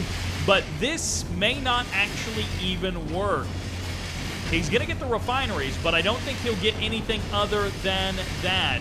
And he may not even get the refineries. Michael committed a lot of cash to that attack, and it is not paying dividends. He did knock down one refinery, so you've got that going for you. But YuNo is happy to take these other refineries. As depleted as they are, it is better than nothing, which is what YuNo has had for a lot of this game. Potentially satellites getting called in here. No, a toxin drop on top of the double barracks. Cleans that completely up. Time bomb on top of the MCV. Not a big problem there. Single level time bomb is not very scary. And I feel like I still have no idea where this game is going. Honestly, FIXX and Atomicpieman could still win this. They have been sitting in the corner of the map for so long with like one refinery for Atomicpieman and half of a refinery from FIXX. But they've been just sitting there in that situation. Oh, DillPickle donating half of his MiG army to the Bullfrog Christmas Fund. He says, you get a rank up, you get a rank up, you get a rank up. You, not so much. You're the loser amongst your friends. Everyone else is like the general of the army. Mass Mirage tanks closing in. Magnetic Singularity, not enough. YuNo loses the MCV, and it's going to be up to the Hammer tanks to hold off the rest of this. Mirage tanks clearing up the infrastructure, but these Hammer tanks backing away, ever further away, getting cornered, and now they're about to get dunked on by these Mirage tanks. V4 gets a kill. No, not quite. Mirage is not moving forward. They finally get the kill on that Terror drone. It's going to be the Mass Twin Blade to save the day once again. Numbers loses his Mirage tank army to Twin Blades. If only there was a solution, if only there was a way to stop this from happening, but there isn't. It's simply impossible, and the Twin Blades will get the cleanup on this entire expensive allied army. Engineer goes for the cap of the MCV, forces it to pack up. He packed along a bear as well. I love it. What an amazing move by Atomicpieman. The Engineer will eventually get sniped. The bear goes down as well. The MCV allowed to unpack itself rather, set itself back up. And it still does very much feel like anyone's game. It sort of feels like Michael and Numbers should have won, but it is definitely anyone's game still at this point. Refinery on the land. I mean, you don't have to worry about the Akula subs. YuNo will eventually bring this down. That Bullfrog attachment. That'll stop a Twin Blade. I actually don't know who would win, a Bullfrog attachment or a Hammer tank, or excuse me, or a Twin Blade against in that 1v1. Cryoshot fires off 6 minutes or just under from DillPickle to go for the nuclear blast. Bear will get the roar off. Well, FIXX and Atomicpieman have held off for so long. And they're going to hold off for a little bit longer. Sentry bombers moving out.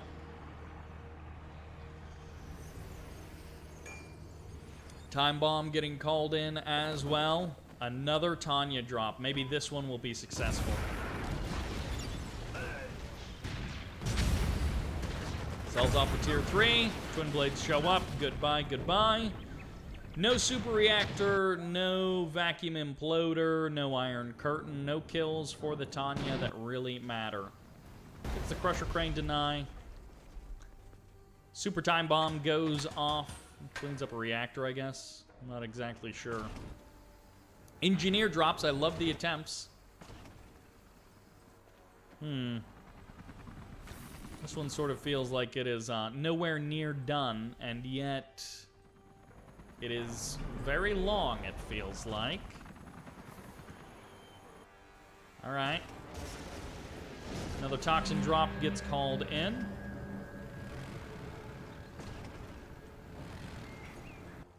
YuNo hunting the map with those MiGs.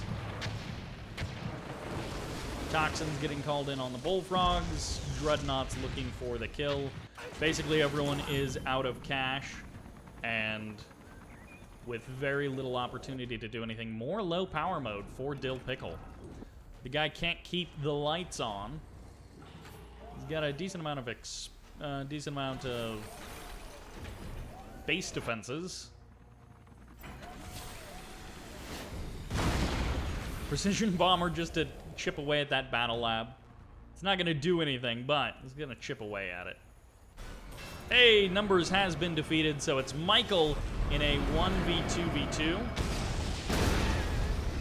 Normally that doesn't work out very well. What you can't do with 4 hands, you are unlikely to be able to do with 2. But sometimes we do see it win out, which sort of makes YuNo and DillPickle the de facto leaders. I'm still holding out for an Atomicpieman and a FIXX come from behind victory. They've been hiding in the corner of the map like they're gonna, get a bunch of engineer caps and just take everything over. Mass Twin Blade wins against those number of Bullfrogs. And this is where overtaxing your opponent can be a way to get a kill. Airfields almost go down. War Factory takes some damage. And, well, it is going to be a difficult hold for... Oh, actually, double mass Twin Blade army potentially there. It's going to be a difficult hold for Michael, who has a lot of stuff, but not necessarily a way to end the game in his favor. He's going to hold on. The Crusher Crane did go down, but the 3-4 production facilities did actually survive. I love the attempt. It's not going to work, but I love the attempt. Satellite's getting called down. This forces the sell-off of both airfields. I mean, might as well. You can rebuild them somewhere else. 3 minutes 20 on the vacuum imploder. Engineers forcing these refineries away. Michael will try and hold on to as much as he can, but at least deny the engineers if he can. 2 minutes and 50 seconds. Toxins coming in. Atomicpieman, he's got those hammer tanks. Terror drones going to be going at each other with their stasises, which is like the funniest concept. Just two guys pointing at each other and not doing anything. Michael is going to lose the hammer tanks to the Twin Blades. Like numbers before him, Twin Blades are the bane of Michael's existence. Numbers lost a lot of mirages to the Twin Blades. I just love the IFEs. They're just passing by this one terror drone. They're just zapping each other. It's a rave for each of those terror drones and for no one else. Hey, look at that. YuNo will eventually lose the rave fight. All right, FIXX and Atomic. YuNo drops a couple of APOC tanks onto the high ground here. Iron Curtain's one of them. Catches one of his opponent's bullfrogs as well, which is not something you normally try and do. And a couple of Iron Curtained APOC tanks is a pretty good thing to have, but is it actually going to be enough? Michael might be falling apart here as he is going to be losing the island potentially here to YuNo. War Factory goes down. Airfield goes down. There is a second airfield, and this would be a place where Twin Blades would be super useful to come in here and break this attack. But hammer tanks will suffice.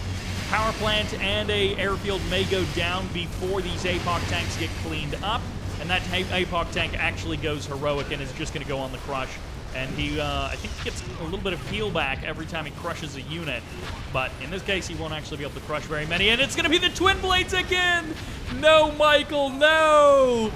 How many times will the Twin Blades kill, like, the entirety of the army of Michael? A couple of IFVs are here. A couple of Bullfrogs as well. This may be a lot of dead Twin Blades, but they will overwhelm everything on the ground. DillPickle helping YuNo to clear out the middle of the map, and the vacuum imploder is ready to go as well. Either of the corner bases would be a super juicy spot to slap that vacuum imploder. This would be a great spot, even if you just hit the power plant, taking down the power and doubling the production times of someone trying to rebuild their army would definitely be a useful thing. This combat engineer going up against that APOC tank. That's a pretty funny moment right there. Vacuum imploder is still ready to go. It would be really funny if he vacuum implodered this. He just takes down a whole bunch of YuNo's stuff. His own ally. Bears coming in. They're going for the scout. Nuke the bears! Get him! Go for it! Come on. I guess he's not going to do it. Well, what can you do? Alright, numbers may have sentenced Michael to a long, slow defeat when he left the game. It would have been a tough fight to win this one out, but it was going to be a tough fight for basically anyone. That's a bear. I thought maybe it was an engineer along the south side of the map. But it's a bear. Bridge gets taken out, so no reclaiming of the island. There's the vacuum imploder. Hey, we got it. Nicely done there. Clears out a huge section of the map, but, oh, the engineer cap! The engineer cap. The Bears were the clear for the Twin Blade. Forces the sell-off of the vacuum imploder, so nicely done there. I love this combination. A couple of players have done this. A Peacekeeper with an engineer, or a Bear with an engineer. Oh! The killer move from DillPickle. Killer in multiple senses. Cryogeddon going to be firing off. It'll lock down that refinery, but honestly, unless you have something to kill it with. Oh, it actually doesn't lock down the refinery.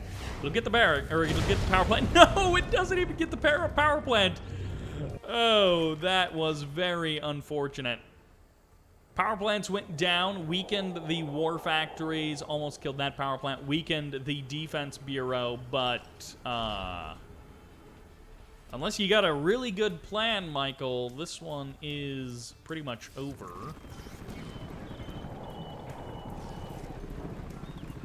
Twin Blades just circling the map. No, don't do this. No, just go kill Michael. Oh my gosh. This is a lot of bullfrogs that are going to go down, but even more Twin Blades. Magnetic Singularity catching a couple of the bullfrogs, pulling them out of that fight, and the Twin Blades will eventually win the day, and the bullfrogs go down. Michael will live to fight another day. Chrono Rift going to be holding that war factory for another moment, and the Apollo is here to watch the death and destruction. Magnetic Singularity fires off from the other side. War factory will eventually go down. Satellites getting called in as well. FIXX and Atomicpieman going to be getting eliminated from this game by Twin Blades. Nope, they're still in it. They're still trying to fight it out. They hold even less of the map than they did a few moments ago. DillPickle going to be losing a good couple of MiGs here to the Bullfrogs. Free kills, easy kills. DillPickle loses everything. He rebuilds his vacuum imploder, but that is the only thing that he got. You can try that. You need two. I don't know what that was. Doesn't get the power plant, doesn't get the vacuum imploder. That was a curious use of abilities. If you've got a double allied team and you can do the double Cryogeddon thing, there's basically nothing on the map that can survive double Cryogeddon, but a cryo shot or a cryo blast on a super weapon, not so much. And I think that is it for FIXX. He lost his MCV. He has lost every production facility. He's got a couple of refineries. And, well, that's going to be basically it. FIXX has been defeated. Atomicpieman and Michael are still in this game, but not functionally. Bullfrogs. What is inside of here? A Spy or a Tanya? It's going to be a Tanya. Kill your own units! Yeah! Do it! Look at that. That's pretty good. You killed all of your ground army. But the Tanya survived, so that is what matters. Tanya is going to potentially go heroic here, and she does. Gets the kill on that whole thing. I wonder if a Twin Blade could kill her off. Oh, no, it's going to be the Iron Curtain that undoes Tanya. Bullfrog goes down. Why is this game still going? Da-da-da-da! Twin Blades win. Twin Blades win. MCV goes down. Hey! Atomicpieman has been defeated. We're almost done. This game definitely overstayed its welcome. Mass Twin Blades. There's the sell-off. There's the fire sale. Bye-bye. It was nice knowing you. Everything else gets sold off. Magnetic Singularity. Power plant will be the last thing to go. GG gets called. Thank you all very much for watching. And that is game number 4 done and dusted. Okay, let's not waste too much time here. We are cruising and bruising through these sub replays. I don't know, guys. Do we have time for a 3v3? Maybe we'll just clear out the 1v1s and call it a day. Welcome to Magmageddon for game number 5. This is a 3v3 on the left side, playing as the Soviets. This is Lethec. In the middle as the Purple Empire, this is Aurora. And in the south as the Blue Empire, this is Unity is One. Soviet Empire, Empire. It'll be a little bit easier when we scroll to the other side of the map as the orange allies. This is Infamous. As the red allies, this is Valera Igrok. And as the green allies in the north, this is Old. How old is Old? Well, nobody really knows, but we can all pretend that he's 100 years old. He started playing when Relic 3 came out, which makes him 100 years old. No other one you could be.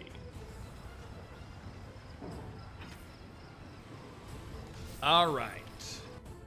Soviet Empire, Empire versus Allied, Allied, Allied. If we do not see a triple Cryogeddon freezing literally the entire map, I will be disappointed. Engineer doing his stretches, meanwhile guys with shotguns are just like blasting away right next to him. He's like, I gotta get my morning routine, my morning stretches going on. Imperial Warrior is going to be able to allow Unity as one to take both of the oil derricks. Nicely done to Unity as one. Fast third refinery from Aurora. And hopefully it is just infinite Tengus from our Empire players versus infinite freeze from our Allied players. All right, Old is going to be dropping the airfield, maybe then moving on for a third refinery. I feel like most of the time players can maintain 3 refineries on this map, but sometimes you have to kind of trade between whether it's a water expansion or a land expansion. Oh, that multi-gunner turret. That Tengu finds the perfect spot to be out of range of that multi-gunner turret. Unity as one loses the Tengu, unfortunately, but is going to be pressuring the front with mass Imperial Warriors. The Riptide is here, Infamous, going to be pushing that back. Should be able to push back these Imperial Warriors. Has a decent number of Peacekeepers as well.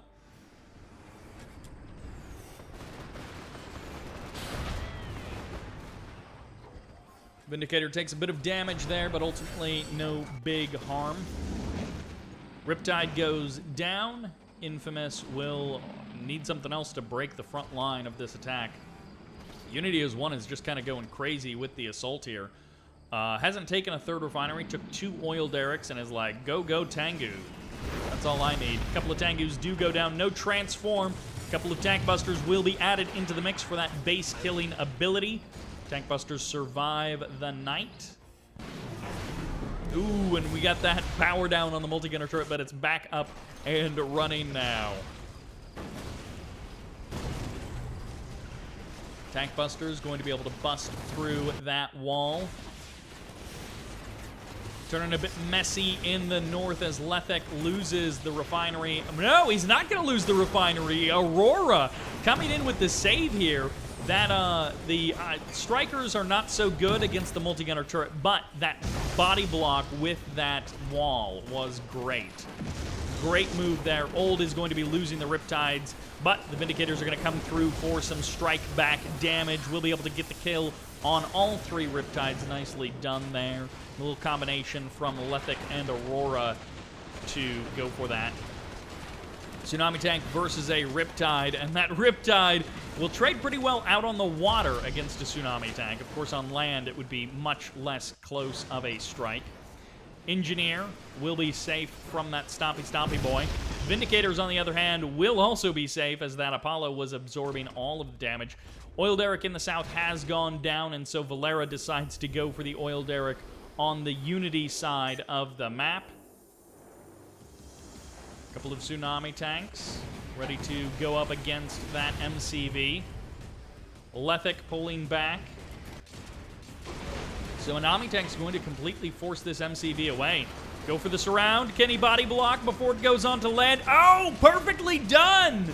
All right, Unity is one with a sick body block on this MCV. A complete shutdown. Can he escape to the high ground? No, he won't!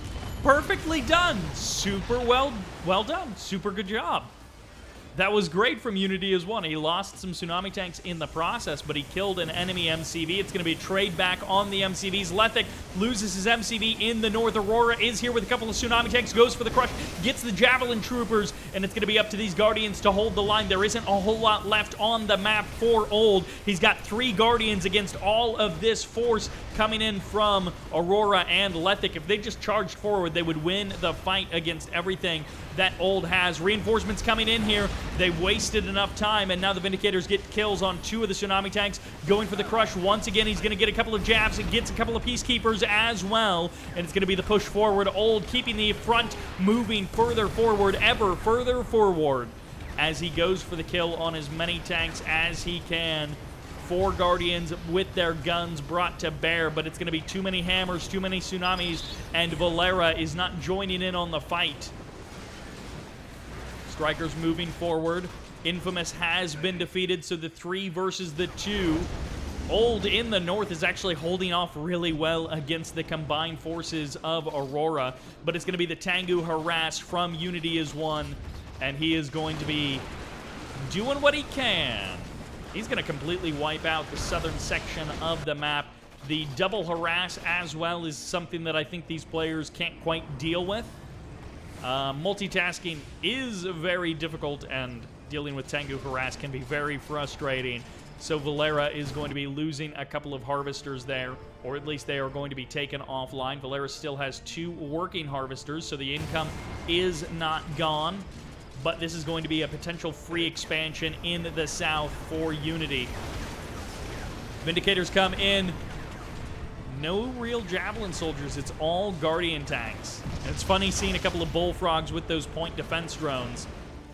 Tsunami tanks could potentially win this fight. Valera shows up with a Cryocopter just to make this a little bit more difficult of a fight. Cryocopter goes down immediately, though, so no real value gained there.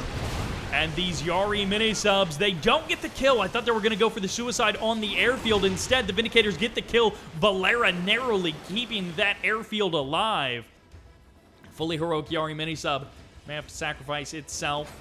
Tsunami tanks going for the north. They're going to try and cut off Old's economy, it looks like. MCV goes down again. What is it with Lethec? He just cannot keep an MCV around to save his life. He says, I want to donate them immediately. And this is a huge number of Guardian tanks that Old has built. He has been allowed to build up this entire army. Meanwhile, Lethec and Aurora have been unable to break the front line. Unity is one going for the kills, going for the transform of those Tengus to harass Valera more and more and more.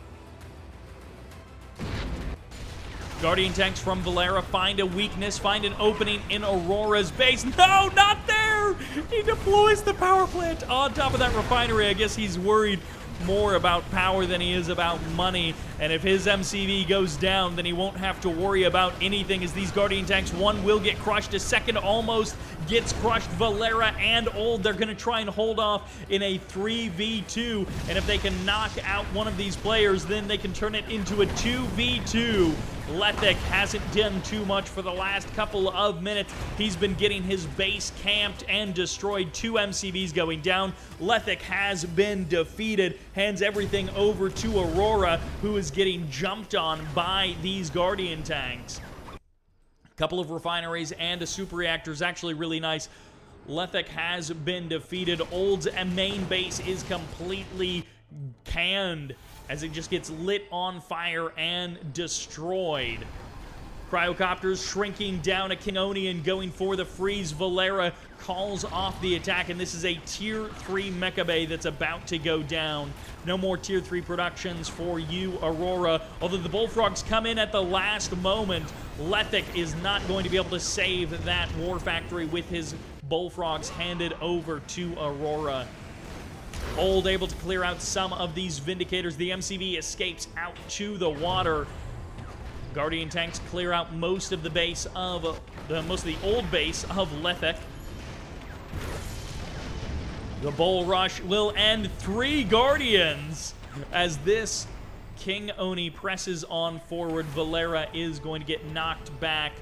The harassment from Unity is one did not keep up. He has not kept up the pressure with that harassment. He has let it go a little bit there. He knocked down the base of Old, completely shifted Old into the middle of the map, and Old has no refineries? Just 2 oil derricks under his control, and 1 refinery out here, actually. So Old is in the game, but his ground army is his biggest asset. And hey, in a lot of the game, that is the only thing you need, is a ground army. Old is going to puncture through. Unity is one rebuilding those tsunami tanks. And that's a lot of tsunamis. So if he moves them into the middle of the map, he will have cryocopters to worry about. But if he could bring them to fight against these Guardian tanks, he would actually stand a chance at knocking out Old. Transitioning from a 3v3 into a 2v2 has actually worked out pretty well for the Allied team. Oh, this hero Yurii mini-sub made its way to the north side! Gets the kill on the airfield. Unfortunately, both of the Vindicators do survive. So Valera is able to keep them alive, which is good for Valera. Vindicators may actually have nowhere to land, and if they just drop their bombs, then, okay, they're going to land at a friendly airfield in the north, so they'll at least have that going for them. Cryo shot going to be firing off. 2 of them. They miss pretty much the entire army. Unity is one dodging cryo shots like it's a game, and he just crushes the entire army of Valera. Almost literally crushes the entire army of Valera. Cryocopter will be able to escape with just a smidge of health. A couple of Tengus in the sky, but it'll be the Cryocopter going down to that chopper on the ground. Unity does push back Valera into the middle of the map. Meanwhile, Old progresses from the middle of the map into Aurora's expansion. A couple of King Onis are here. Bull Rush, if it's well placed, could end these Guardian tanks' whole career. But is it going to matter? No, these Guardian tanks, if they're able to fight in mass like this, will crush that base. Aurora with the Yurii mini-subs is going to be killing Old out on the water. Nothing on the water is safe as Aurora cleans up the infrastructure from the Allied players. Valera has the middle of the map. Refinery may get shut down by these harvesters. It's Aurora and Unity. They are getting trashed on the land, but they're holding out on the water. Valera now turning their guns to the south. Oil derrick on their way south. Yeah, both oil derricks are going to get cleaned up, it looks like here. Aurora rebuilding inside of his main. Nothing to stop these Yurii mini-subs out on the water. Guardians busting through the front door. The Athena cannons and the Mirages also here. A good game from Valera and Old for sure. Aurora and Unity fighting back just about as much as they can. And actually, if Old is held off, this will allow opportunity for Aurora to get back in the game. But Unity is going to have to hold off against this huge Allied ground army. He's going to go for the crush. All of his tsunami tanks not shooting their guns. It's going to be the chopper in the sky trying to take down those Mirages. But Valera has too much. Valera is just pushing open the front door and is going to slam it shut on Unity as one, knocking him out of this game. Valera is about to have a complete kill on Unity. Yurii mini-subs clearing out the water, and a psionic decimator is a nice idea. Those Mirage tanks turning around and running. They're going to hide under the Aegis shield of that Athena cannon. And it's going to be up to the Shogun battleships to push back the rest of this army. The Shogun pulls back away from the land. And the Javelin troopers getting targeted down by those tsunami tanks, and that's going to be an easy kill for the Mirage tanks once they actually activate their guns. Shogun battleship may actually be able to save this base. Aurora has his psionic decimator down here, so he does want to defend this spot. Old is slowly but surely rebuilding. A couple of Apollos watching over this army. A couple of Vindicators dropping bombs. Cryogeddon going to be firing off. We'll see if it's enough. Are there any bombs left in this Vindicator? He's going to go for the barracks. You need the double Cryogeddon, and it's going to be the refinery that goes down. War Factory will take a lot of damage as well. Nicely done here by Valera. Double refinery kill with those sentry bombers. Tengu on the south side. Unity is one getting blasted apart.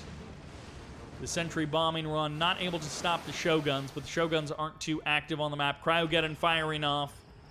Try it once, try it again. Does get the Mecha Bay, and the Peacekeepers are actually here.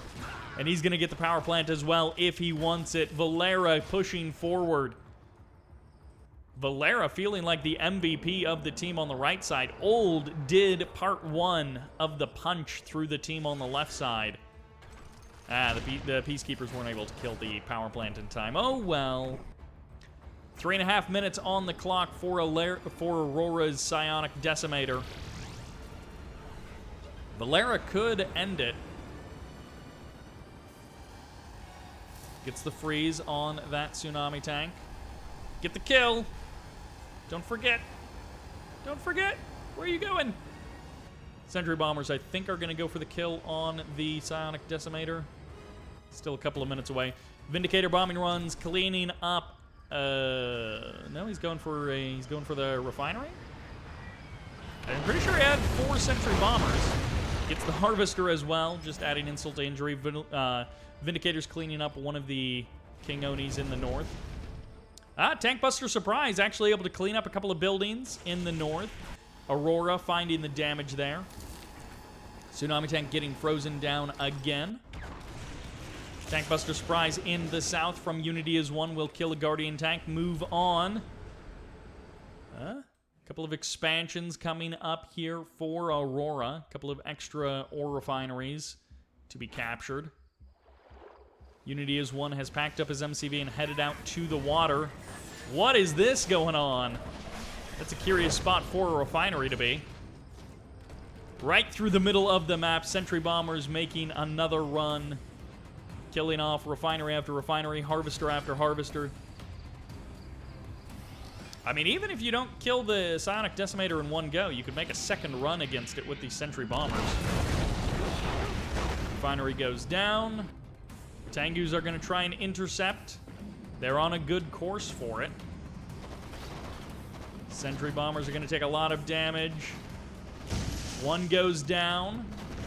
Second gets eliminated, and the third will get cleaned up. Nicely done by those Tengus. Gets an Apollo on their way out as well.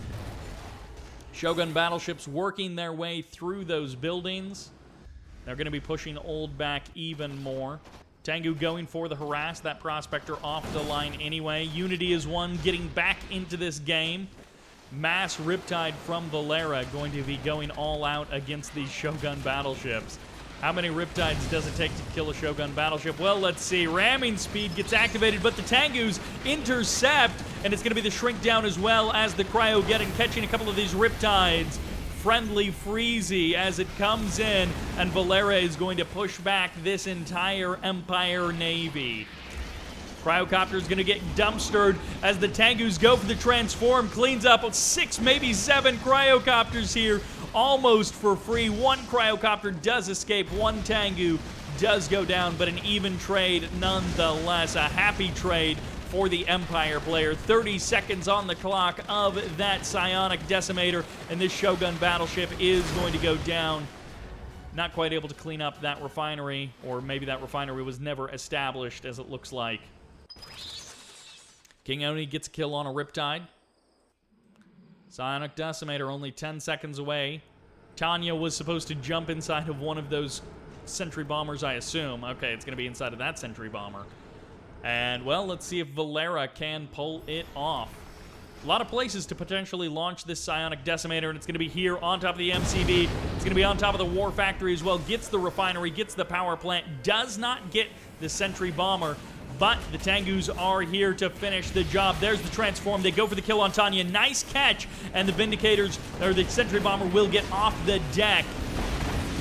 Final Squadron gets called in. Tank Buster Surprise gets called in. Aurora is cleaning up. Valera Igrok is going to take out everything else that's in Unity is One's base, but the MCV will go down. The Mass Tengu gets the kill. The Psionic Decimator eliminated a few moments too late. And these Mirage tanks going to be going for the kill on basically everything that is here. Unity has a couple of disparate refineries spread throughout the map. Another refinery going out. The MCV over there on the left side. Riptide's going for the kill. It's going to be a trade back as Valera looks for some revenge. The perfect body block, the surround on the MCV. The juke will not be possible as Aurora is going to lose that MCV out there on the water. The splash damage trades for one of the Riptides, and it's going to be keeping up the pressure as Aurora and Unity keep up the attack, and it's going to be the Cryogeddon that gets completely dodged there. The Apollo was waiting from old, but these tank busters are not going to be stopped. More and more damage as another refinery goes down. Another harvester is taken offline as, well, eventually this Riptide will clean everything else up, but that power play just made it so much more difficult for them to win this game.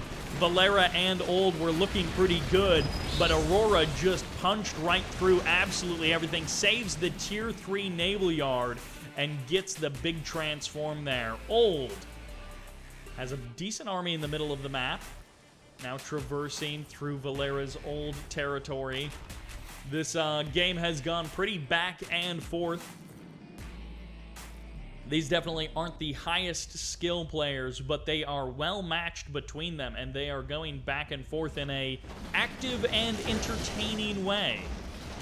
So despite the fact that they are not the best technical players, they are definitely putting on a good show for us today. Mirage tanks backing off. Tango's backing up. Valera has been defeated. That might be it. Aurora and Unity is one. May be able to come through, although it's really more been Aurora in this particular game. Old is going to try and 1v2. I guess it really is sort of a 1v1. Old has a decent amount of territory under their control. And actually, both of these refineries got killed so early on that they still have ore inside of them. Aurora keeping up the damage with these attacks that seem to never stop. One Tengu is going to transform, get the kill on that Cryocopter.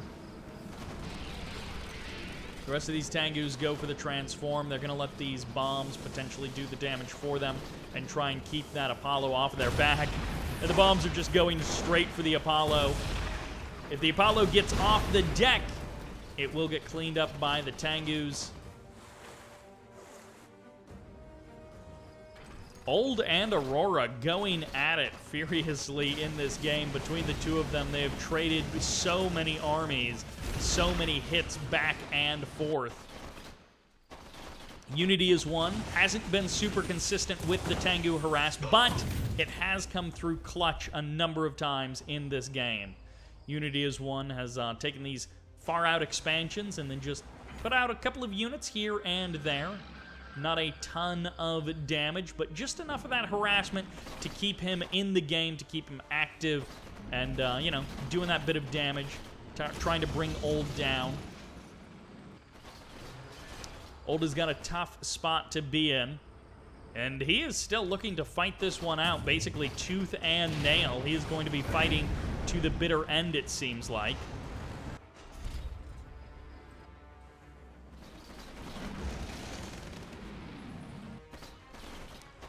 Tengu's still harassing. Multi-pronged harass is difficult to deal with, and especially if you're not like a top-tier player. Cryogeddon cancels those Tengus. And goodbye, Tengus, as 5 Tengus may not be the game-winning move, but it at least shuts down one of the fronts that Old has to deal with. That Tengu is still just going to town on that ore refinery. He never gets called off on the attack. I mean, get the kill if you can. And it's going to be mass navy. Whole bunch of dolphins, whole bunch of riptides from Old.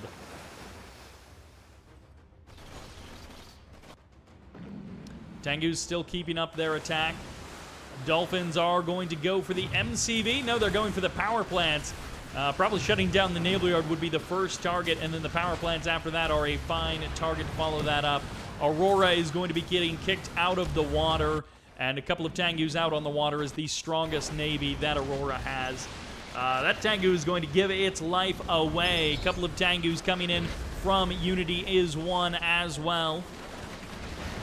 He's going to try and close in on these Riptides. Get a couple of Riptide kills. Nicely done there. I mean, hey, every bit of damage does help. The Tengu eventually did get the kill on that refinery, I guess. Power plant will get taken out by these bombs. So, every bit of damage helps. When your opponent is in low power mode, that can be, you know, really frustrating for them, especially when they're trying to rebuild an army. And honestly, I have no idea which way this particular game is going to go. It feels like Old could win it, and it feels like Aurora and Unity could win it as well. A Javelin Soldier killing a laser-painted tank buster that's in the ground. Well, now you've seen it all. That was the last thing on the list to be able to see, and it looks like we have seen it.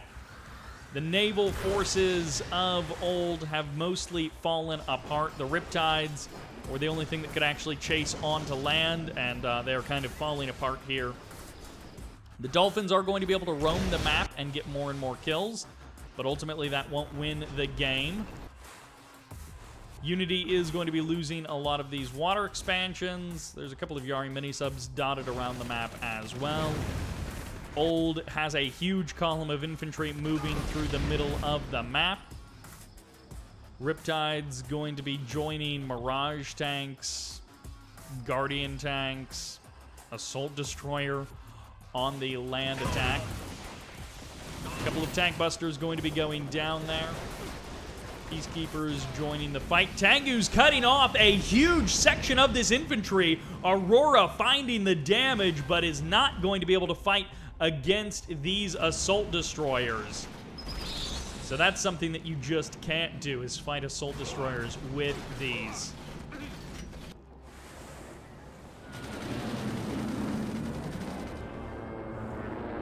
Final squadron gets called in. Old is getting pressured from multiple fronts.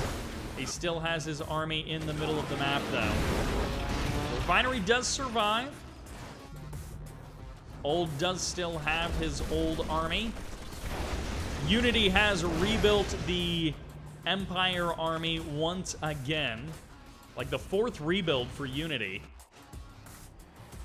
Old has kept around a decent amount of infrastructure. Refinery goes down. But can Old completely kill off this base? If you don't kill off Unity, then I'm not sure that this is going to continue to go well. Reinforcements once again get caught. Aurora really good at finding that reinforcement column and cutting it off. Walls getting established to try and slow this army down. Old has been kind of separated out, and he has a whole bunch of units just spread out, not engaged in this fight. He's not coming through with one decisive fell swoop.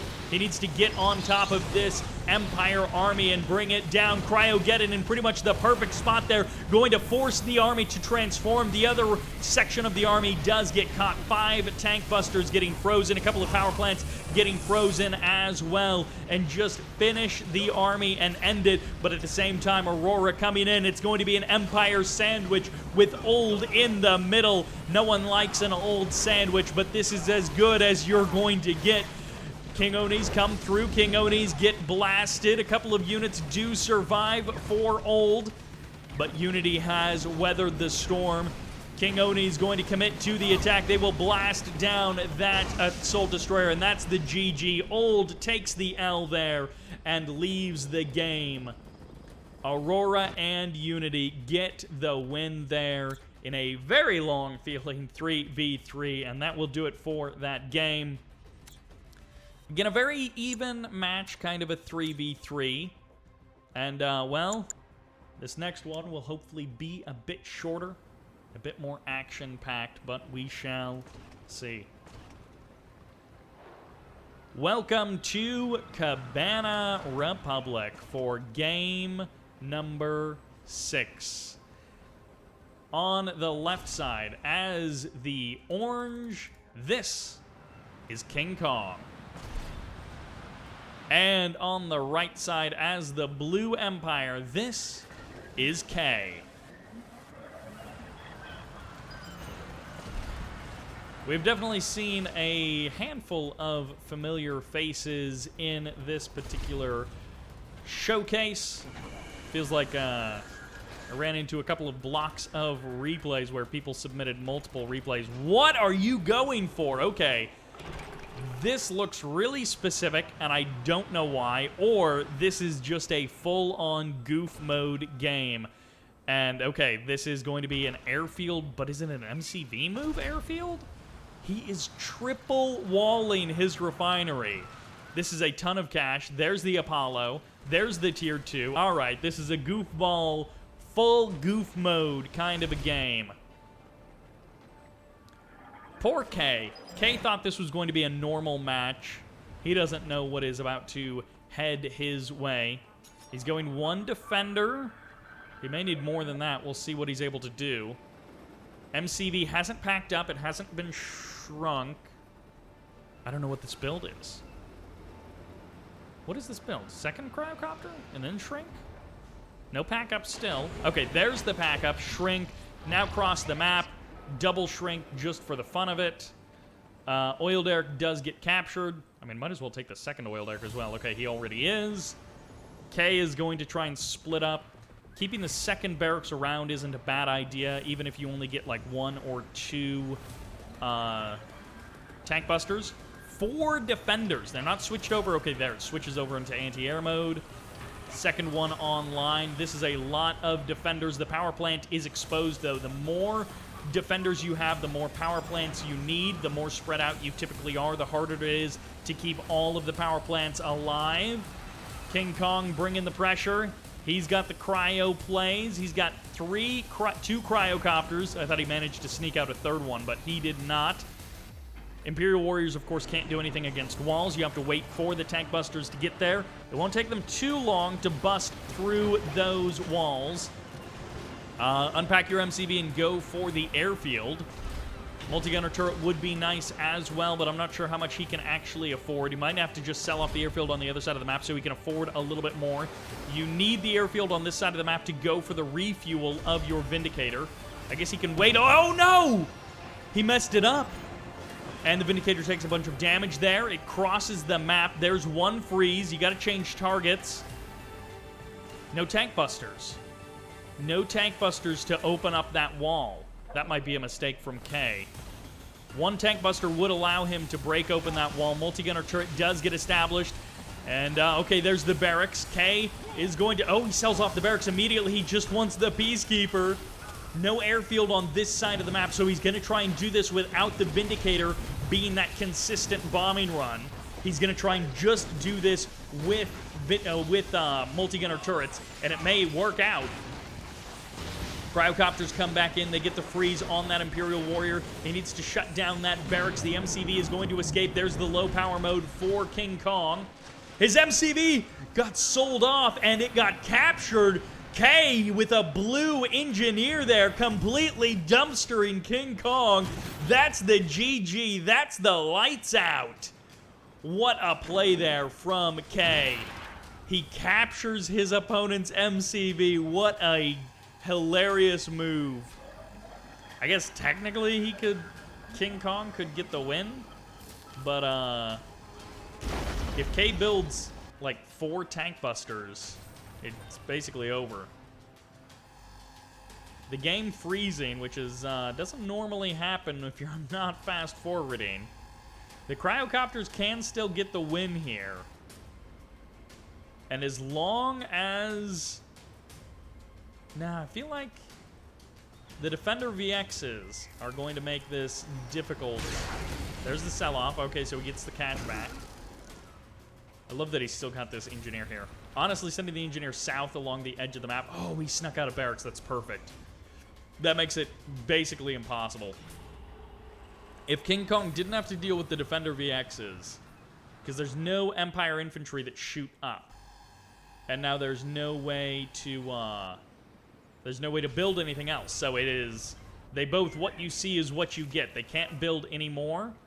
2 tank busters is not enough. KingKonG saw it. I don't know how he saw it, but he saw it. They must have just stepped inside of the vision. Oh, he can see this whole area. He's got huge vision. All right, 3 tank busters, but it's against 2 Vindicators, 4 tank busters, and that's the freeze. Oh, he's going to Harvesters! Harvesters on the attack, and a Shinobi as well. Going to power down this allied player. Oh my gosh, he got out the command hub as well. I don't know if he has the cash to go tier 2. It's just 1 refinery. The oil derricks are still online. KingKonG was trying to take those down. Oh man, K goes tier 2 on the dojo. He's going mass buzz drone, mass dragonfly. What are they called? Burst drones, that's what they're called. Going mass burst drone is pretty funny. That's a play. And then just, yeah, chain them into the Apollo and kill off the Apollo with the burst drone. It's possible. He hasn't gone tier 2 on the command hub yet. So he can't build more cryocopters, but he's got the 2. I maybe should say that these 2 guys are buds. They used to play a decent number of games together. And so cryo rushing your friend is different than like doing this to someone on the ladder. But this is a pretty funny game regardless. I don't think the Shinobis ever actually got their way over there. They may have just gotten sniped. Harvester's dumping the gold into the middle. He hasn't built anything. I feel like you need, I don't know, 12 tank busters to kill off this refinery.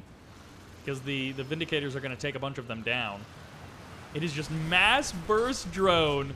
No, he bursted the wrong one. He gives up on that target. Mass burst drone assault on the cryocopter.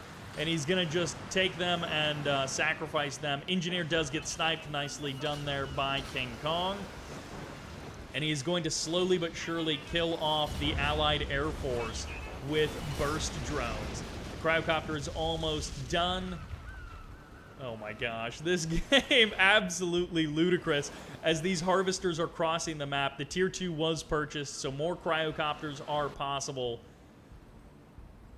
And yeah, if you can't somehow get the tank busters across the map, it's just like gonna be difficult. Apollo will try and clean up these burst drones. They are cycling onto the Apollo, bursting it down, takes it down. Enough burst drones here, and the harvesters are going to now be on the assault. The ground assault has started. One harvester goes down, gets frozen. The second one will get frozen. These cryocopters are going to be surviving. There's a lot of burst drones here, but they can get the repair from the airfield. That cryocopter down to low health once again. Takes how many burst drones? We're about to find out. That's 2, so I think it's 5? That's 3? Yeah, so I think it's 5 burst drones to kill a cryocopter. It's 2 or 3 to kill an Apollo. Yeah, I think that was 4. So yeah, 5 burst drones to kill a cryocopter. You have never seen a match quite like this. Ridiculous burst drone tactics, because how do you cross the map with tank busters? If you can't distract him, you're not going to get your tank busters over there. One cryocopter went super far up north. The cryocopters, oh, the command hub got sold off. He can rebuild it, but it would require selling off some of the wall segments. I guess he could glitch through the ore node. What a match from KingKonG and K. Absolutely ridiculous. He sells off one of his dojos, sells off some of his defense as well. Now that he's sold some of that off, he might also be able to sell off one of these power plants. I'm not 100% sure. Burst drones go out into the north. The repairs do happen. KingKonG has not rebuilt his command hub. What a bizarre match from these 2 guys. Just straight goofing on each other. Apollo's moving out. Cryocopter's moving out. Double Cryocopter is nice, and it'll take the burst drones a little while to cross back on the map and go for the kill. I think the 2 Cryocopters win the fight with the Defender, but when the Cryocopters are half health, the Defender might be able to get one of them. Ooh, 2 Defenders actually going to be able to get the damage out, and that's 1 Cryocopter down. The second Cryocopter will get the freeze, and the Vindicator will get the kill. And that's going to be 1 refinery down in a matter of moments or minutes. And, it's going to be burst drones on the Harvester. He's going to slowly but surely kill off this Harvester with the burst drones. Actually, he doesn't have enough burst drones. One more?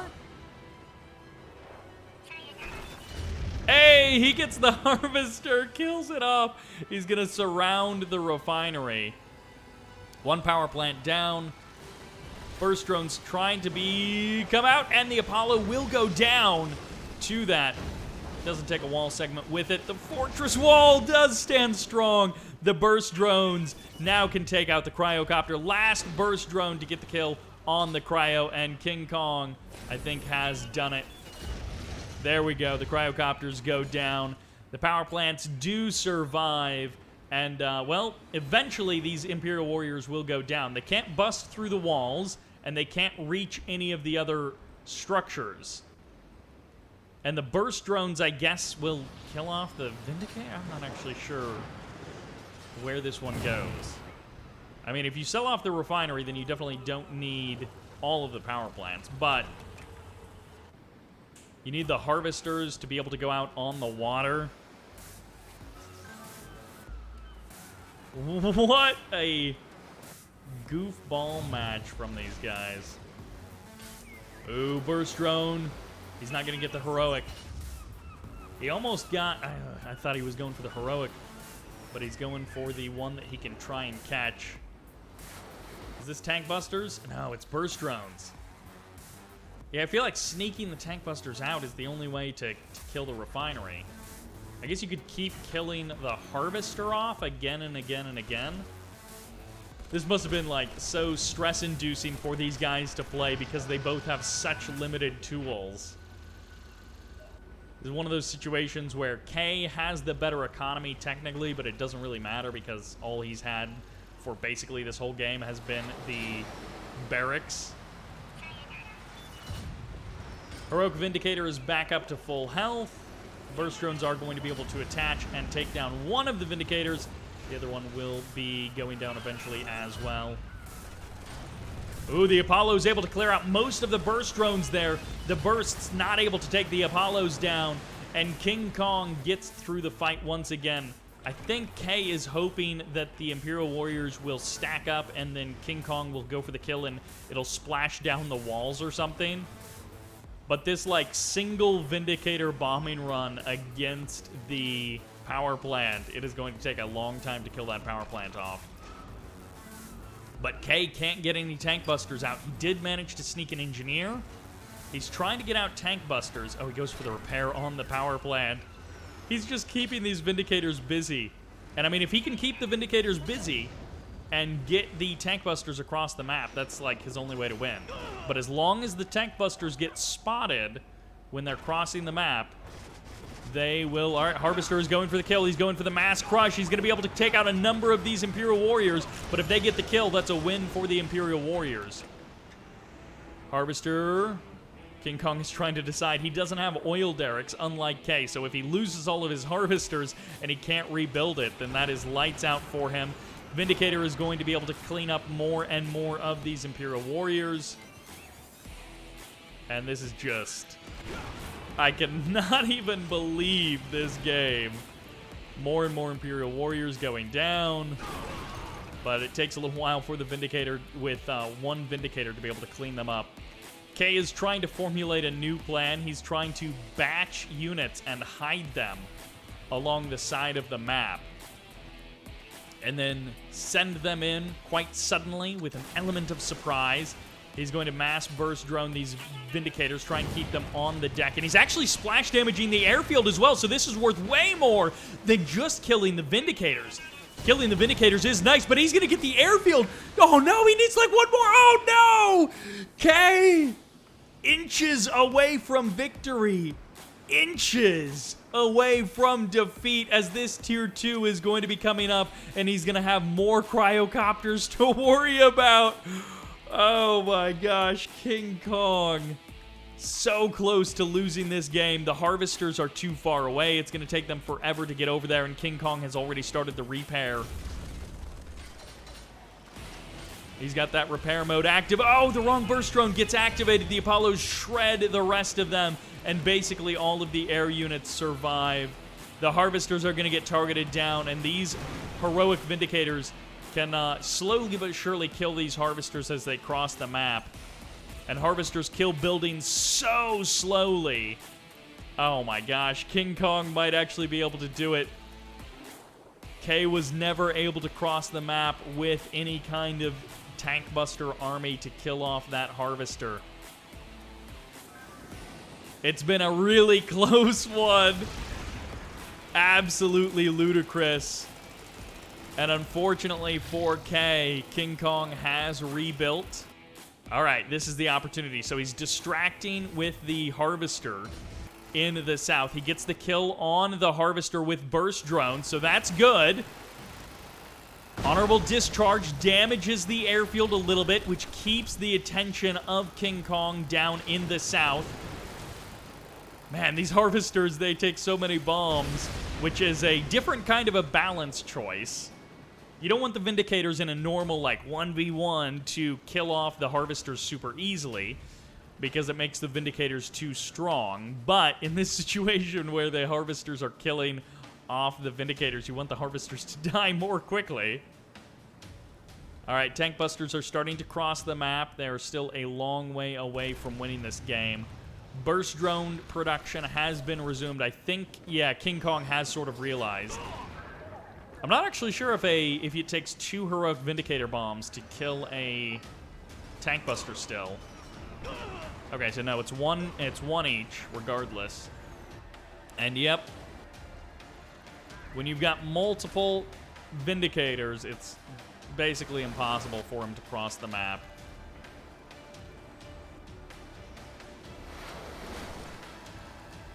Cryocopter going to get the freeze. Down into their hidey holes they go. Burst drones targeting down these Vindicators. Did he get it on the deck? He didn't get it on the deck. That airfield almost dead. K came so close to winning. And burst drone.